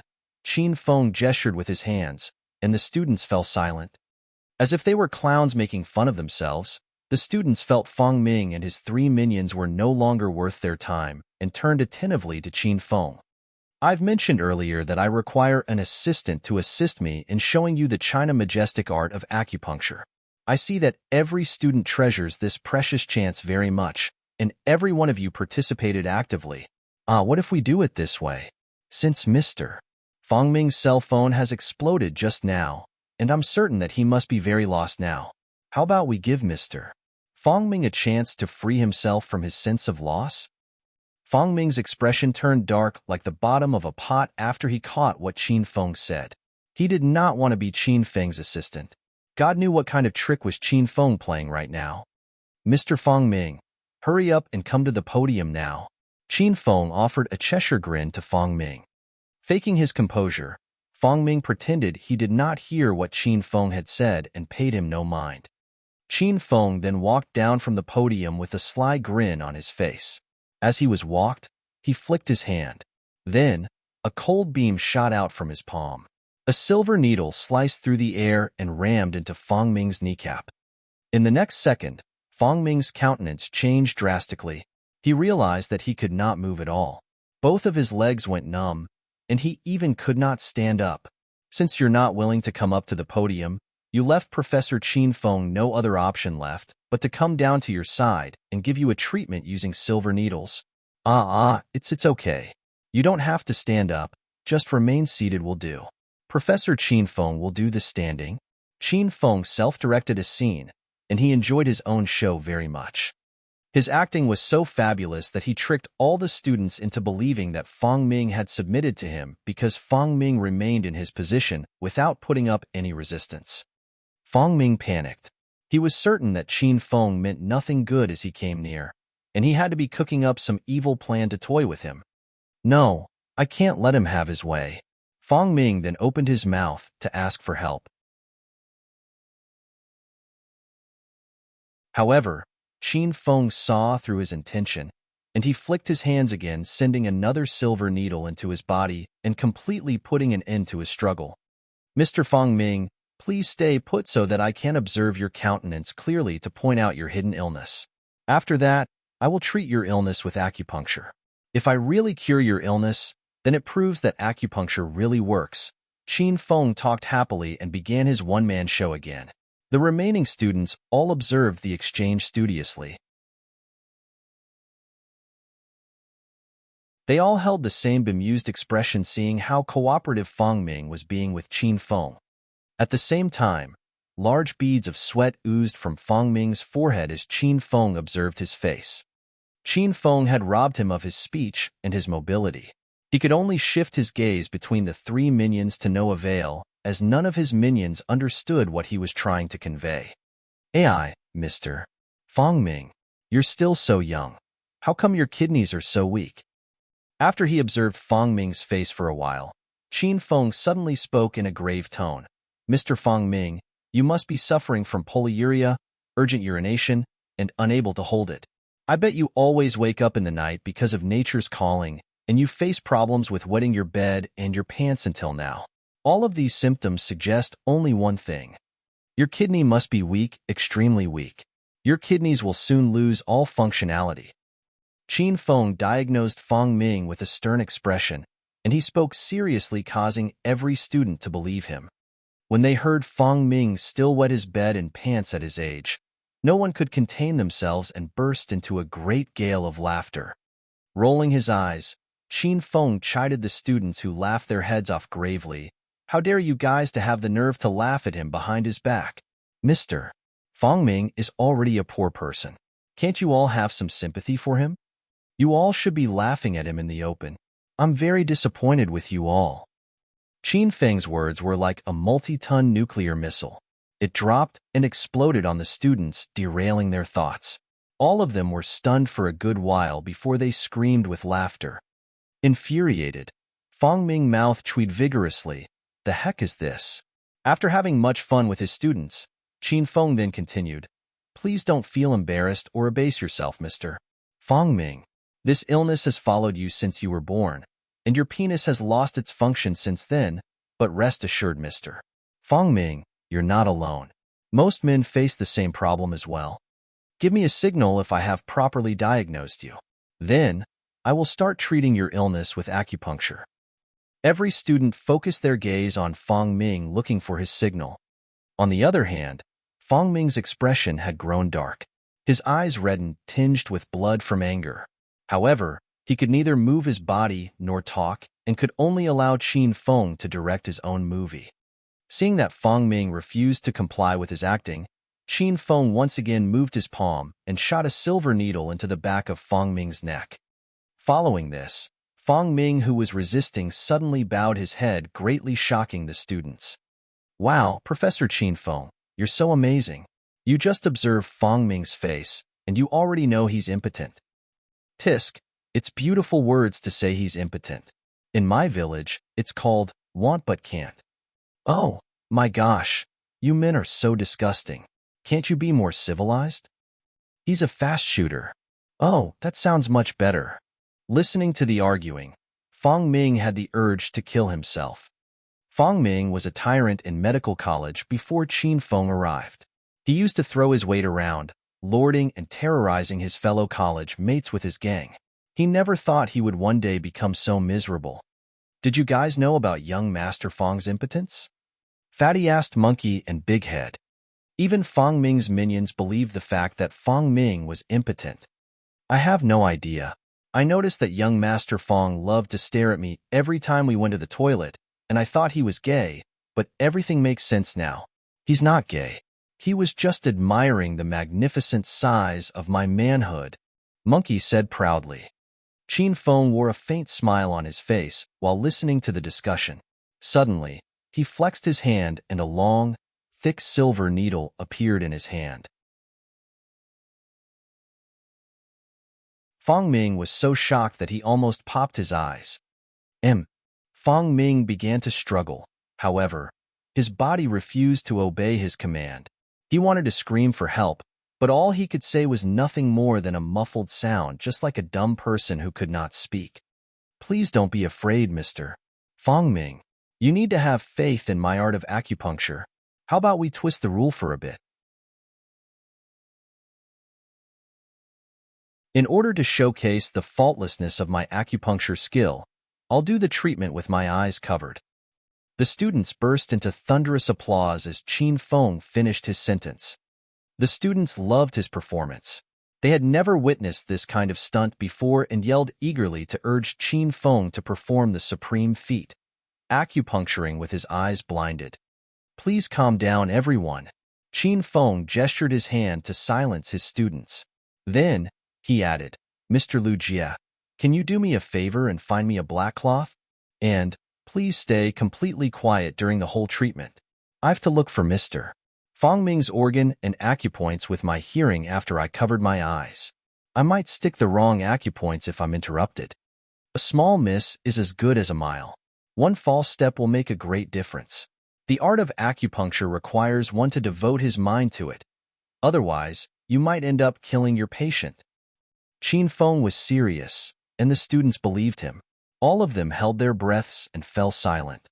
At this moment, Lu Jie found Qin Feng a black cloth. Qin Feng wrapped it around his eyes, so he couldn't see anything. Then, he activated a talisman of clairvoyance from the system, and his eyesight became clear again. Remember not to move around, Mr. Fangming. I'm getting started now. Extending his hands, Qin Feng stumbled his way to Fangming. Fangming's heart skipped a beat and almost stopped when he saw how clumsy Qin Feng had become after he covered his eyes. The students bore the same shock as Fangming as well. All of them thought Professor Qin Feng had mastered the tour de force and could perform the feat with ease. However, it seemed to them that this was the first time Professor Qin Feng attempted this feat. I cannot see anything after I covered my eyes, Qin Feng grumbled. He moved the thick as a toothpick silver needle around Fangming's face. He would sometimes stop near Fangming's eyes or around Fangming's nose. Cowering in terror, Fangming wished he could be dead now. His body was totally drenched in sweat as the feeling of calling for help and not being heard by anyone tormented him to death. Okay, I've already found the first acupoint. It's his inner thigh. It can promote blood circulation and boost the production of testosterone once I stick a silver needle into it. It could be a great help in curing Mr. Fangming's impotence. The silver needle in Qin Feng's hand was pointing straight at Fangming's eyeball. Suddenly, he gnashed his teeth and growled, Mr. Fangming, I'm going to stick the silver needle into the acupoint. Remember to stay completely still. Don't worry. Believe in my art of acupuncture. You won't even feel a single twinge of pain. Hiss. Everybody took a deep breath as Qin Feng's action sent a chill down their spines. They all saw that Qin Feng mistook Fangming's eyeball as one of the acupoints in his inner thigh. What's more, he even planned to stick the needle into Fangming's eyeball. Swoosh. A warm liquid suddenly flowed from Fangming's trousers, followed by the pungent smell of urine. Fangming threw himself half fainting into the chair, and he felt he had just returned from the deepest part of the hell. Aya, what's this smell? The silver needle still remained in Qin Feng's hand. He removed the black cloth that covered his eyes and pointed at Fangming. Aya, Mr. Fangming, seems like your old friend come to visit you again. Well, we should postpone your treatment until next time. How about after class? Please come to my office so that I can continue the treatment. For now, please go home and change your trousers. It'll be bad if you see a cold. Qin Feng talked to Fangming earnestly and patiently like a caring elder, causing Fangming to almost cry out loud.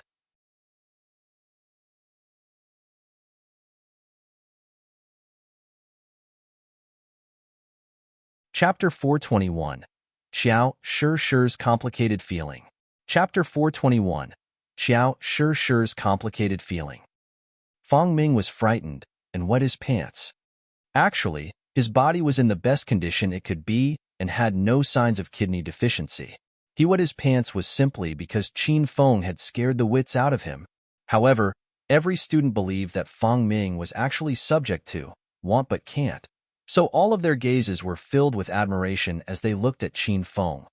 They all thought the exact same thing. Professor Qin Feng is too awesome. Fatty, please help Mr. Fangming home to change his attire. Before I forget, please remember not to laugh at Mr. Fangming on the way back. He was born in the state of want but can't. No one can fix it. Fatty and his two fellow compatriots helped Fangming out of the lecture hall and away from the brazen peals of laughter. Fangming, on the other hand, looked pale as if he had drowned. There was a dull, absent light in his eyes, as if his soul had been ripped from his body. Professor Qin Feng, you haven't shown us your acupuncture skill yet. We still want you to teach us acupuncture. Handsome Professor Qin Feng, I volunteer myself as your white mouse. Please use my body. Professor Feng Feng, I have a low-cut dress today. Can you help me make my breasts larger? The lecture hall exploded again once Feng Ming and his 3 minions left. More than 200 students pressed forward to ask Qin Feng stick silver needles into their bodies, causing Qin Feng's mouth to quirk vigorously. He felt his students were kind of twisted. Okay, please calm down everyone.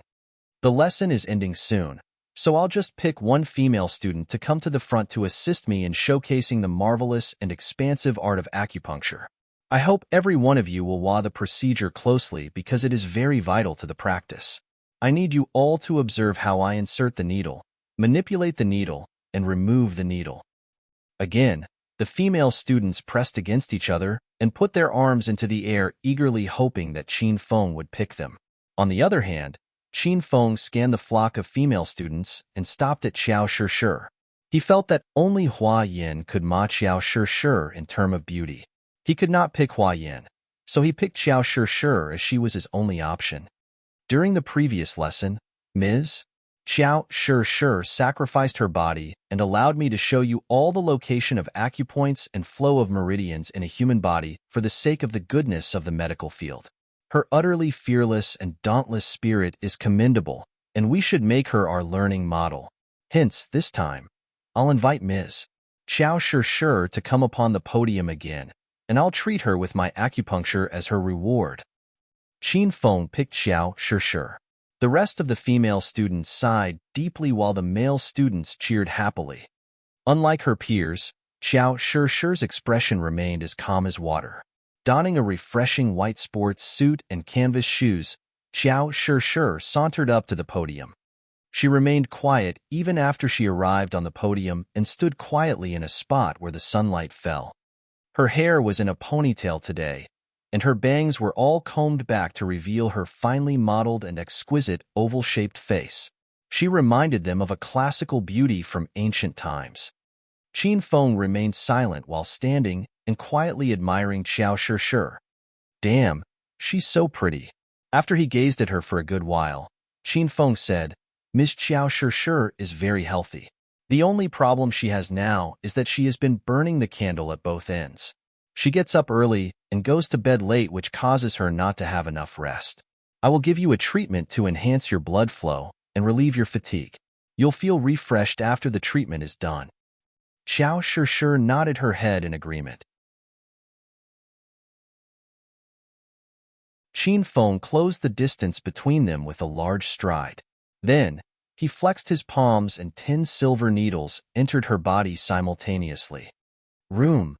Qin Feng injected his inner qi into the 10 silver needles, causing them to vibrate with a slight buzz, stunning his students, so their eyes almost popped of their sockets. Lu Jie's face was filled with amazement and screamed internally, "Holy cow!" So Big Brother is not only a martial artist, but he's also a shaman as well. Then, I don't have to worry about my injuries when I go on the next big mission with him. Xiao Shi suddenly released a saccharine sound. She felt surges of inner qi flowing through her body like an electric current coursing through every nerve ending. It was a numbing and weird sensation. Suddenly, a trace of shock flitted across Xiao Shi's eyes. She realized Qin Feng was a shaman, and he was using the needle manipulation technique. The 10 silver needles continued to vibrate. Meanwhile, Qin Feng observed Xiao Shi from the side. He realized that this girl always wore a poker face no matter the situation. Suddenly, a naughty plan crossed his mind, and his mouth curled into a wicked sly grin. Xiao Shi's indifferent attitude greatly aroused his curiosity. He began to wonder, does this girl not have any other emotions? An unbothered, beautiful young lady who remained calm even though she had been teased by a bunch of hoodlums at the restaurant. Qin Feng was incredibly curious about what kind of reactions she would show if he aroused her lust. It will be pretty interesting. Ms. Xiao Shi, This treatment will improve your blood circulation, blood qi, and spirits. Now, I'll give you another treatment. This time it will cleanse the toxins accumulated in your body due to staying up late and make your body even healthier. Following this, Qin Feng waved his hands, and the 10 silver needles on Xiao Shishir's body vanished. Then, he stuck another 8 silver needles into a few acupoints on Xiao Shishir's thigh, abdomen, and head respectively. These acupoints were responsible for secreting sex hormones. Qin Feng inserted the silver needles into them and accelerated their secretion. The effect would take place in no more than 5 minutes. Xiao Shishir frowned her brows. She looked at Qin Feng with a puzzled expression. Professor Qin Feng, which acupoints did you insert the silver needles? She asked. Didn't I tell you before? This treatment will cleanse the toxins in your body. Relax. There's nothing to worry about. Qin Feng comforted Xiao Shishir, grinning from ear to ear. Xiao Shishir had only very basic knowledge of Chinese medicine, so she was clueless about the acupoints Qin Feng was manipulating and had no idea what kind of effect would result. Since Qin Feng said, Xiao Shishir could only suppress her curiosity and continued to stand. As time went by, Xiao Shishir's expression expressed more discomfort. Tiny beads of sweat began to form on her forehead, and Xiao Shishir felt that there were countless hands on her body caressing and stroking every inch of her skin and her sensitive parts. This was the first time Xiao Shishir had experienced this kind of feeling, so she was defenseless against this strong feeling and she wet herself. Xiao Shishir moaned again, but no one heard her low moaning beside Qin Feng. Her moaning was as melodious and appealing as the bubbling sound of a water fountain. It instantly excited Qin Feng, and a charge of heat was sent directly to his groin, causing him to have a reaction. Professor Qin Feng, it's so weird. Xiao Shishir could not hold it anymore. She turned to Qin Feng and pleaded for his help. Qin Feng had a grin on his face as he walked up to her. Then, he deliberately blew a stream of hot air into her ear. Miss Shishir, what is so weird about it? Please tell me, so that I can help you with it. Searing hot air blew past Xiao Shishir's ear, causing her knees to go limp. She threw herself half-fainting into Qin Feng's arms. Her usual calm and cold expression was now one of coyness, and her naturally clear eyes were filled with an unfathomably complex expression. With an intense gaze, she peered straight into Qin Feng's eyes and melted him. Hug me, Qin Feng, Xiao Shishir moaned kittenishly. She took the initiative and wrapped her arms around Qin Feng's waist. Then, she stood on the tips of her toes, sending her cherry lips straight at Qin Feng's lips. Both of them hugged each other and kissed. Both Qin Feng and Xiao Shishir had forgotten the time, and that there were students around them so immersed in their own world and passionately responding to each other. Rumble. The sight stunned the students. All of them thought they were seeing an illusion. So many of them keep rubbing their eyes again and again. However, the sight before them remained the same, and it was becoming even more intense. Qin Feng, you did something to me, right? Hurry up and take the needles out of me. I'm getting angry now. Xiao Shishir struggled very hard in between of fulfilling her body's instinct and her rationale.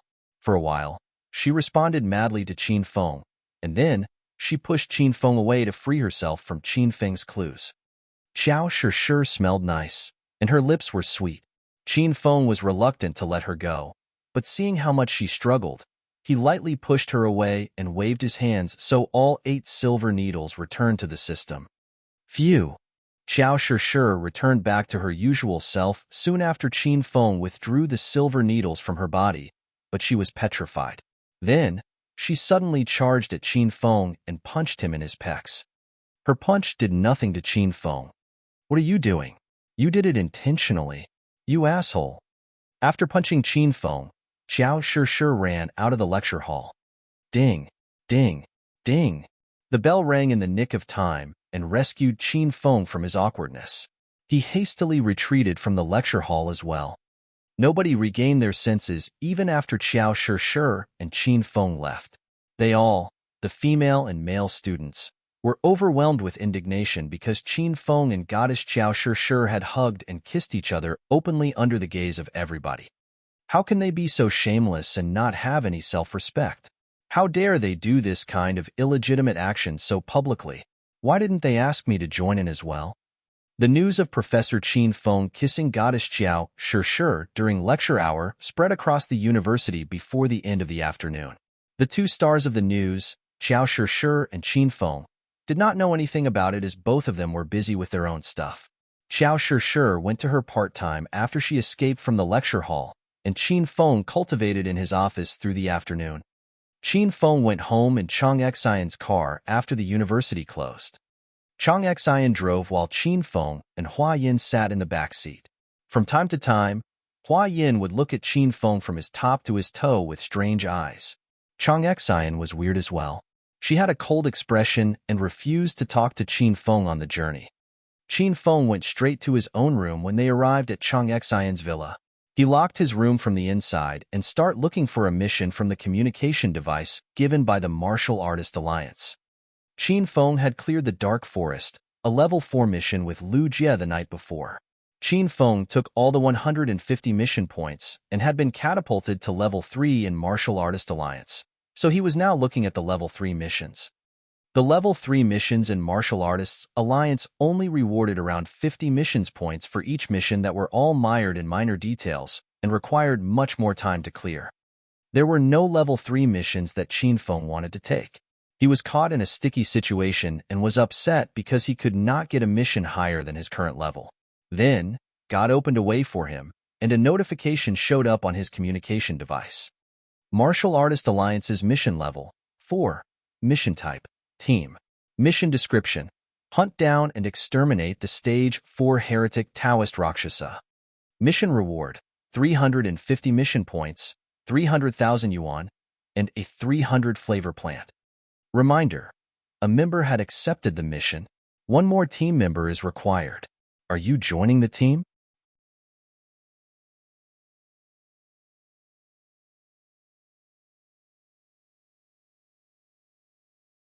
Chapter 422, Flower Thief Captured. Chapter 422, Flower Thief Captured. Looking at the notification, Qin Feng's eyes gleamed brightly. A level 4 mission normally gave the operative 100 mission points. The Dark Forest mission had given Qin Feng 150 mission points, which were considered a lot, and now the level 4 mission on the screen was worth a whopping 350 mission points. Qin Feng knew that he had to try. He now had 150 mission points. If he cleared the mission, he would be rewarded with another 350 mission points, resulting in a total of 500 mission points.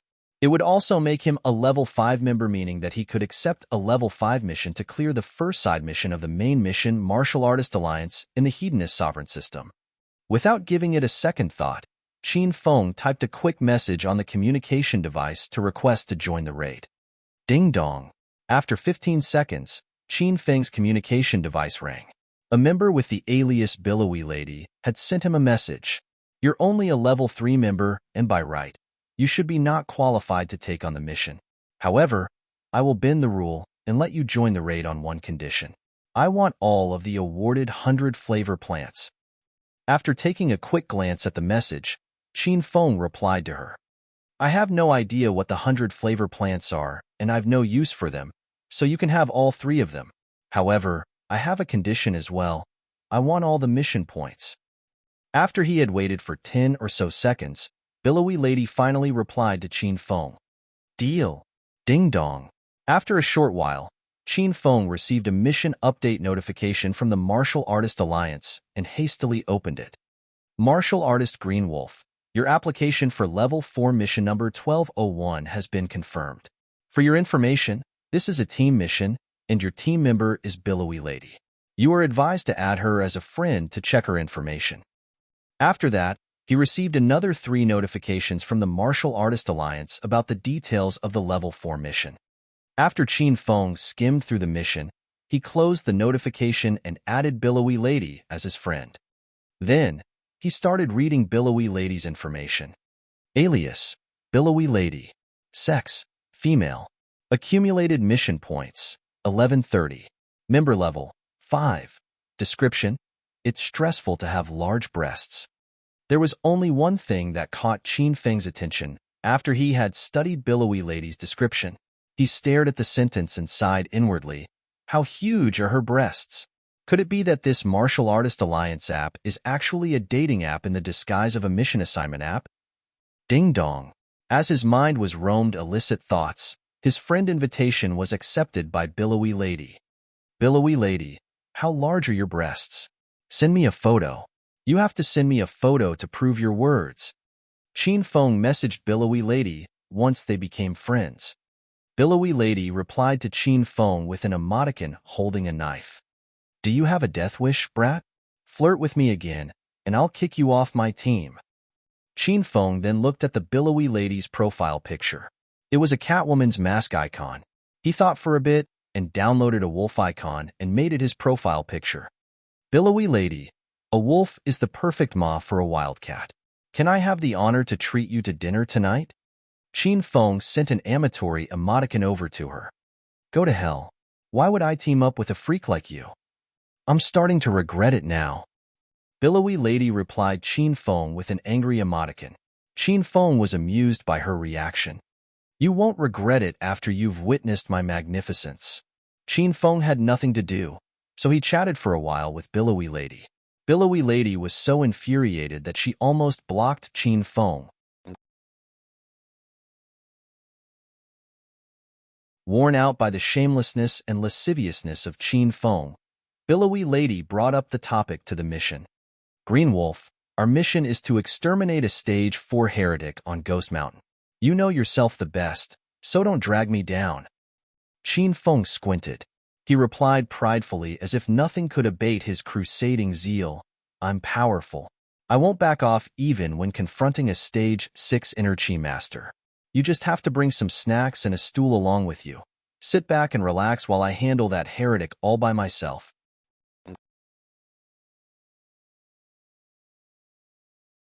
Qin Feng was actually pretty low profile. The reason for his arrogance was that he had no idea what a heretic was. He thought a Stage 4 heretic was comparable to a Stage 4 Energy expert. Even though he was only a Stage 3 Energy expert, he could put up a good fight even if he was facing a Stage 6 Energy Master because he had access to a lot of high-grade spiritual equipment and high-level skill books. Thus, he was quite confident that he would do well on the mission since his target was only a Stage 4 Energy expert. Billowy Lady was stunned. She first replied to Qin Feng with a vomiting emoticon followed by a question.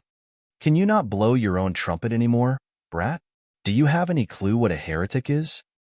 Qin Feng's lofty spirit and soaring determination faded. He squinted his mouth and replied, No, I don't know. Billowy Lady fell silent and did not reply to his message for quite some time. Qin Feng surmised that she had passed out from her anger. He waited for a good long while before she replied to him. The land of Great China is home to a great number of people with special talents and tons of special and clandestine professionals. Amongst the professionals, there are a group of people who name themselves cultivators, which are broken up into many fine branches. The martial artist is the most common and orthodox type of cultivator. They can use their innate ability and surpass selfhood by absorbing and releasing inner chi. Next are demon cultivators. This group of cultivators seeks absolute strength, and in order to achieve a quantum leap in their cultivation, they use many kinds of magical elixirs and cultivate certain types of magic.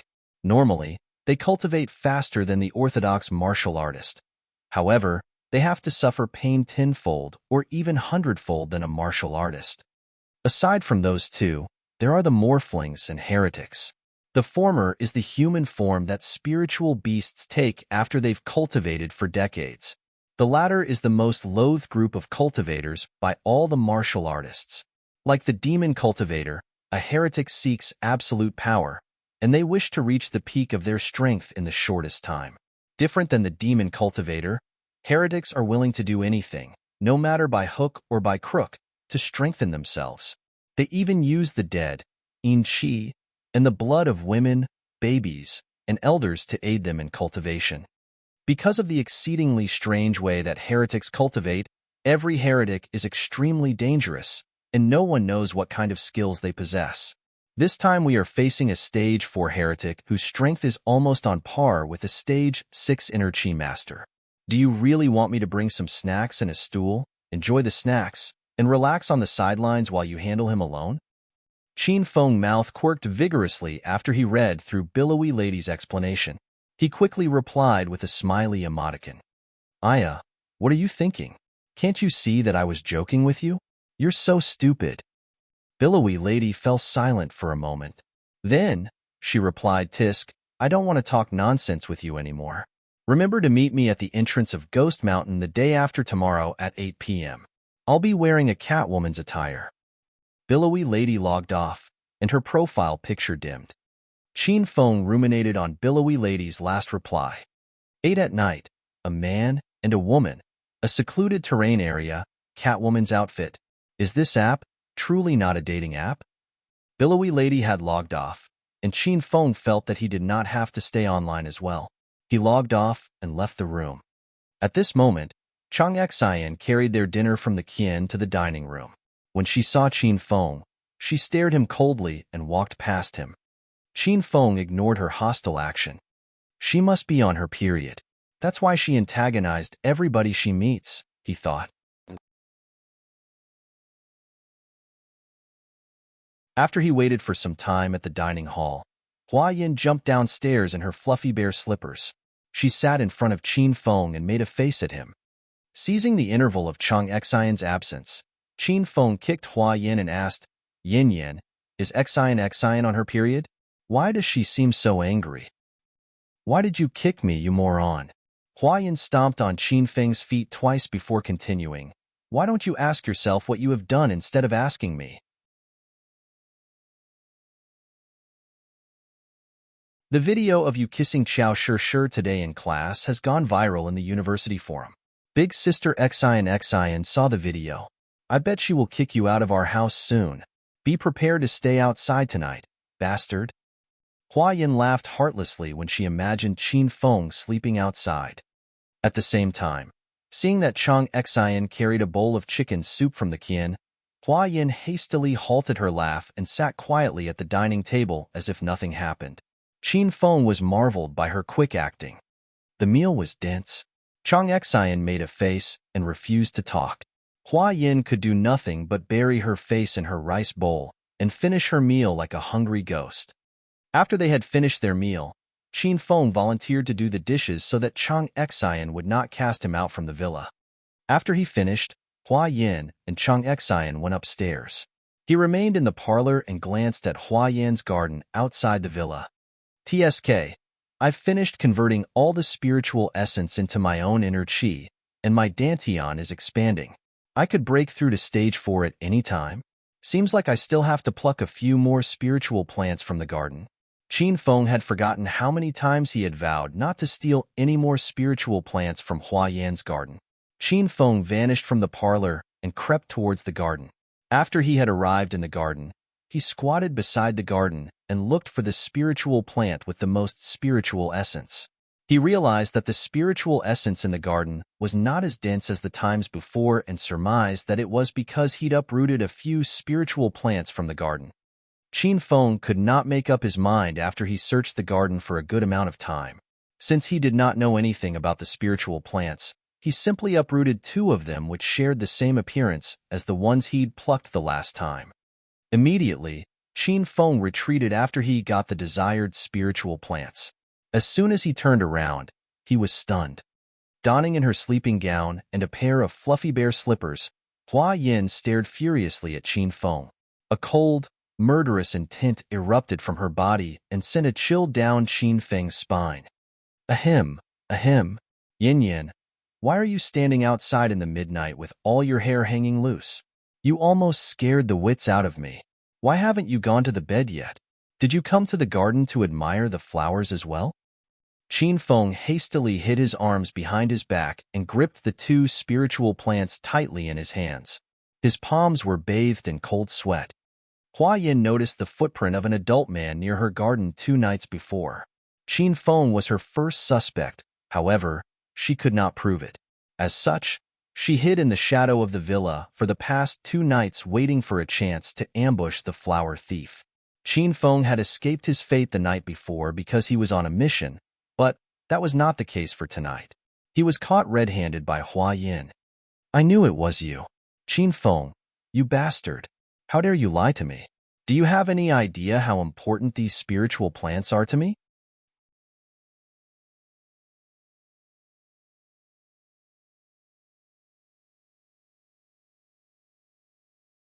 Chapter 423, Dongfang Mingwang's Debut. Chapter 423, Dongfang Mingwang's Debut. Looking at Hua Yan's read expression, Qin Feng giggled. Yin Yin, what are you talking? Why can't I understand anything you just said? I just came outside for a stroll because I can't sleep. I just want to admire the magnificent scenery of your garden bathed in beautiful silver moonlight. Hua Yin squinted her eyes into a line. She gnashed her teeth and stared violently at Qin Feng. She did not believe in Qin Feng's nonsense at all. You still refuse to admit it? Show me your hand. Qin Feng obediently extended his left hand. There was nothing on his left palm. Hua Yin pulled her face and yelled roundly, other hand. Squinting his mouth, Qin Feng withdrew his left hand and re-extended his right hand. It was empty as well. Qin Feng had wrecked Hua Yan's nerves. She glared at Qin Feng and said coldly, Do you think I'm a 3-year-old? Give me back the plants. I can still save them if I replant them now. This was the reason why Hua Yin did not go all out on Qin Feng after she caught him red-handed, stealing her spiritual plants. She wanted to get her plants back and replant them. Qin Feng had a dilemma. The spiritual plants were important to Hua Yin, but they were important to him too.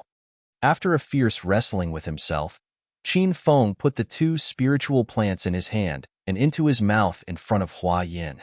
He devoured the 2 spiritual plants before Hua Yin could react it. He gulped and opened his mouth wide, showing Hua Yin that there was nothing in his mouth. See, I told you, there is nothing. Qin Feng's shamelessness infuriated Hua Yan's top.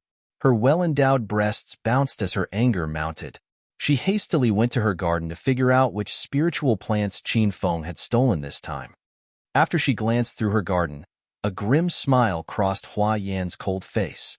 The 2 spiritual plants Qin Feng had stolen were angel plants which could accelerate blood circulation in a human body. If it was refined into a reinforcing pill, it could reinforce and calm down the raging inner qi and dantian and prevent someone's body from exploding when on the verge of breaking through to the next level. How, if eaten raw, the angel plant would induce another effect? The angel plant was a potent aphrodisiac, and most high-grade pills that were sold in adult stores was primarily made of angel plant. Qin Feng had devoured 2 angel plants in one go, which meant that he had consumed roughly 20 Viagra. Hua Yan's smile broadened as she imagined the scene where Qin Feng went nude and wild on the street. Yin Yin, why are you looking at me with an evil face? If there is nothing else, then I'm going back to the house. The winds are getting big. You should go back to your room as well. Qin Feng did not know the effects of the spiritual plants he'd devoured. He excused himself as he was afraid that Hua Yin might fall out with him. Suddenly, Hua Yin pulled Qin Feng's arms. She wore a fang expression and peered lovely at Qin Feng. Young Master Qin, what's the rush? Stay and talk with Yin Yin. Yin Yin is so lonely tonight. Qin Feng's whole body trembled as a weird sensation began to crawl through his body. Dumbfounded, he measured Hua Yin with strange eyes. He thought inwardly, what happened to this woman? Is she going to seduce me into her honey trap? Women are really the most dangerous living beings that crawl on earth. No, no, no. I'm not young Master Qin anymore. I'm just a dedicated, hard-working lecturer that pledged my whole life to teach the next generation. Hurry up and release me. I'm not an easy person. Qin Feng would not fall for her trick. Professor Qin Feng, there's something I don't understand in the lecture notes. Please explain it to me now.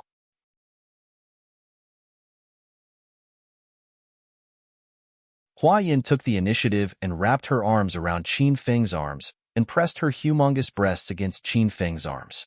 She purred into Qin Feng's ear and blew hot air into it. Qin Feng suddenly had a huge reaction, and it stunned him. His crow area bulged obscenely. You are so disgusting. Go to hell. Hua Yin glanced down, and she was stunned when she saw Qin Feng's bulge.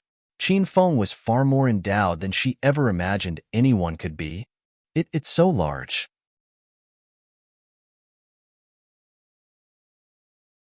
Hua Yin gave an exalted smile when she noticed that the effect of angel plants had started to take over. She quickly released Qin Feng and ran into the villa. She planned to lock the door from inside and leave Qin Feng alone to deal with the intense effect of 20 Viagra. Yin Yin, I want you. It was just before she could reach the door that her arms were seized by two large hands. The lust blurred Qin Feng's vision. He stared at Hua Yan's breasts like a pighead and curled his lips into an oval shape, drooling and attempting to kiss Hua Yin. The angel plants did their job well. The effect was so intense that it shattered Qin Feng's consciousness. He was now bereft of any rationale. He locked Hua Yin in his arms and began to shred Hua Yan's sleeping gown. Qin Feng was fast, and he had strong hands. He effortlessly shredded Hua Yan's sleeping gown into webs and put his large hands on Hua Yan's breasts. Qin Feng, let me go now. I'm so gonna to kill you. Hua Yin conducted herself with dignity. She could not stand what Qin Feng was doing with her body, and her eyes suddenly reddened. They turned hollow as if she was demonized. Then, a dominating, powerful aura erupted from Hua Yan's body. She gestured with her palm and launched it. A massive gust of wind and a strength that could topple a mountain and overturn seas rammed into Qin Feng's pecs. In the next second, Qin Feng was sent flying into the air like a blown-away kite. Slap! A long, blood-red-colored whip suddenly appeared from thin air around Hua Yan's palm. She pulled the whip through the air and released a searing shriek of wind. Qin Feng, today will be the day you die. The shreds of Hua Yan's dress messily fluttered in the wind. Paying no mind to the fact that her breasts and thighs were exposed, she let out a fierce roar like a ferocious beast. She jumped into the air, and the next move she took was to flourish the blood-red whip through the air, trailing dozens of afterimages to hit Qin Feng as he continued to fly through the air. Qin Feng still had not come back to his senses, so he could not parry the attack. The whip shadow contained a massive amount of strength, and it would certainly smash Qin Feng into a meaty pulp if landed on his body. Infinity Ordeal of Sword. A hoary and forceful voice echoed through the sky, followed by dozens of azure-colored sword flurries that fell from the sky. The sword flurries formed a dome barrier round Qin Feng and successfully intercepted the blood-red whip's shadow. Fall now! The hoary voice resounded once again. This time, an elder in a white robe appeared. The elder had silver hair but a boyish complexion, and his eyes were sharp as a falcon's. He held an azure-colored spiritual sword in his hand and rushed from the sky towards Hua Yin. In a blink of an eye, he arrived at Hua Yan's side. Then, he launched a palm strike at Hua Yin and sent her flying all the way from the sky and into the parlor. He defeated Hua Yin in a single palm strike. She was knocked out, and her bloodshot eyes receded and returned to how they usually looked. Shroom. The elder vanished again and moved like a bolt of lightning. He arrived below Qin Feng in the next second and caught Qin Feng, who was falling from the sky. From the moment he appeared, sending a palm strike at Hua Yin until he caught Qin Feng from the sky, he accomplished this series of incredible feats naturally and smoothly within a second. The elder held Qin Feng with one arm and placed his other arm on Qin Feng's wrist and frowned. This brat consumed the angel plant like eating rice. He must be crazy. After he had a good grasp of Qin Feng's body condition, the elder circulated his inner qi and transferred it into Qin Feng, forcing the angel plant out of Qin Feng's body. Seeing Qin Feng's complexion began to get better, and his inner qi calmed down. The elder then single-handedly carried Qin Feng to a deserted place outside of the town. Cough, cough. Nobody knew how long had passed before Qin Feng regained his sense. He coughed vigorously the moment his head began to clear. He received a palm strike from Hua Yin head-on, and a mouthful of blood was stuck in his throat. He felt sick, and he vomited it all out. If it wasn't for me happening to be here tonight, you would be a piece of lifeless dead meat by now, kid.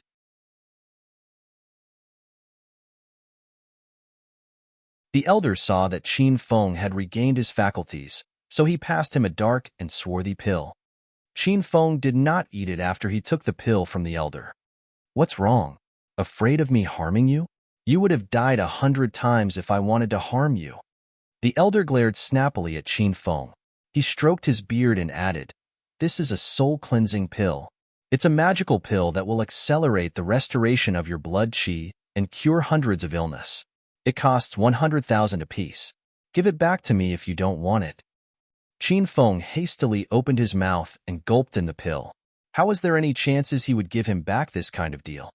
After he consumed the pill, Qin Feng waited for a surge of inner qi to fill and restore his body. However, he waited for a long time and nothing happened. Please stop kidding yourself, master. This soul-cleansing pill is not even half as effective as the elementary golden sword medicine. Little pig voice resounded in Qin Feng's mind. Qin Feng was stunned. A bottle of elementary golden sword medicine only cost 100 hedonist points, and the so-called magical soul-cleansing pill cost 100,000 yuan and could not even ma up to half of the efficacy of a bottle of an elementary golden sword medicine. Were all the pills of China's martial artists fake? Little Pig could read Qin Feng's thoughts and added, "Master, can you please not compare the elementary pills on Earth with the magical pills and herbs in the hedonist sovereign system? They are not even in the same league. So long as the pill is refined by an experienced pharmacist, it can be quite useful. Other than that, the pills and elixirs called magical pills cannot be considered comparable, and Master can ignore them. It's not worth Master time, and it's much better if Master spent 100 hedonist points to purchase a bottle of elementary golden sword medicine." Little Pig had lifted Qin Feng's spirit. He was once again realized how powerful the hedonist sovereign system was. "Why are you zoning out?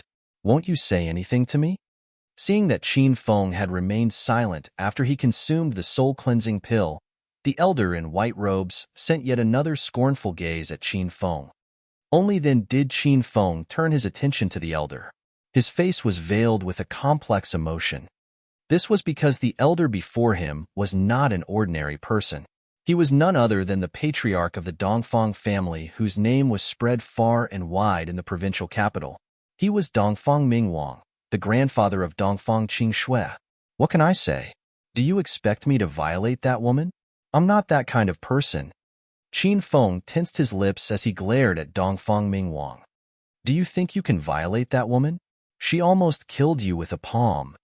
Dongfang Mingwang scoffed. He glared a few times at Qin Feng before continuing. The 2 spiritual plants you consumed today were angel plants. This plant is a potent aphrodisiac if eaten raw. This is the very first time I've seen a person consume an angel plant raw. You must be out of your mind. Qin Feng was utterly defenseless against Dongfang Mingwang's criticism. He could not do anything to the elder. He couldn't defeat him, and he choked on his resentment. Looking at a beaten Qin Feng, Dongfang Mingwang was extremely delighted. He came forward and pat Qin Feng's shoulder. "Brat, I came to you to give you a warning. We both are tied to a promise, and you almost broke it tonight, brat. Do you have any idea how grave the consequence of breaking that promise is?" You're tuning in to the Romance Rendezvous YouTube channel. We're so grateful for your support, and don't forget to subscribe to join us on this incredible journey through captivating stories. Your generosity through donations truly makes a world of difference, as it's the primary source of revenue that allows me to expand and enhance this channel for you. Thank you from the bottom of my heart for being a part of this adventure.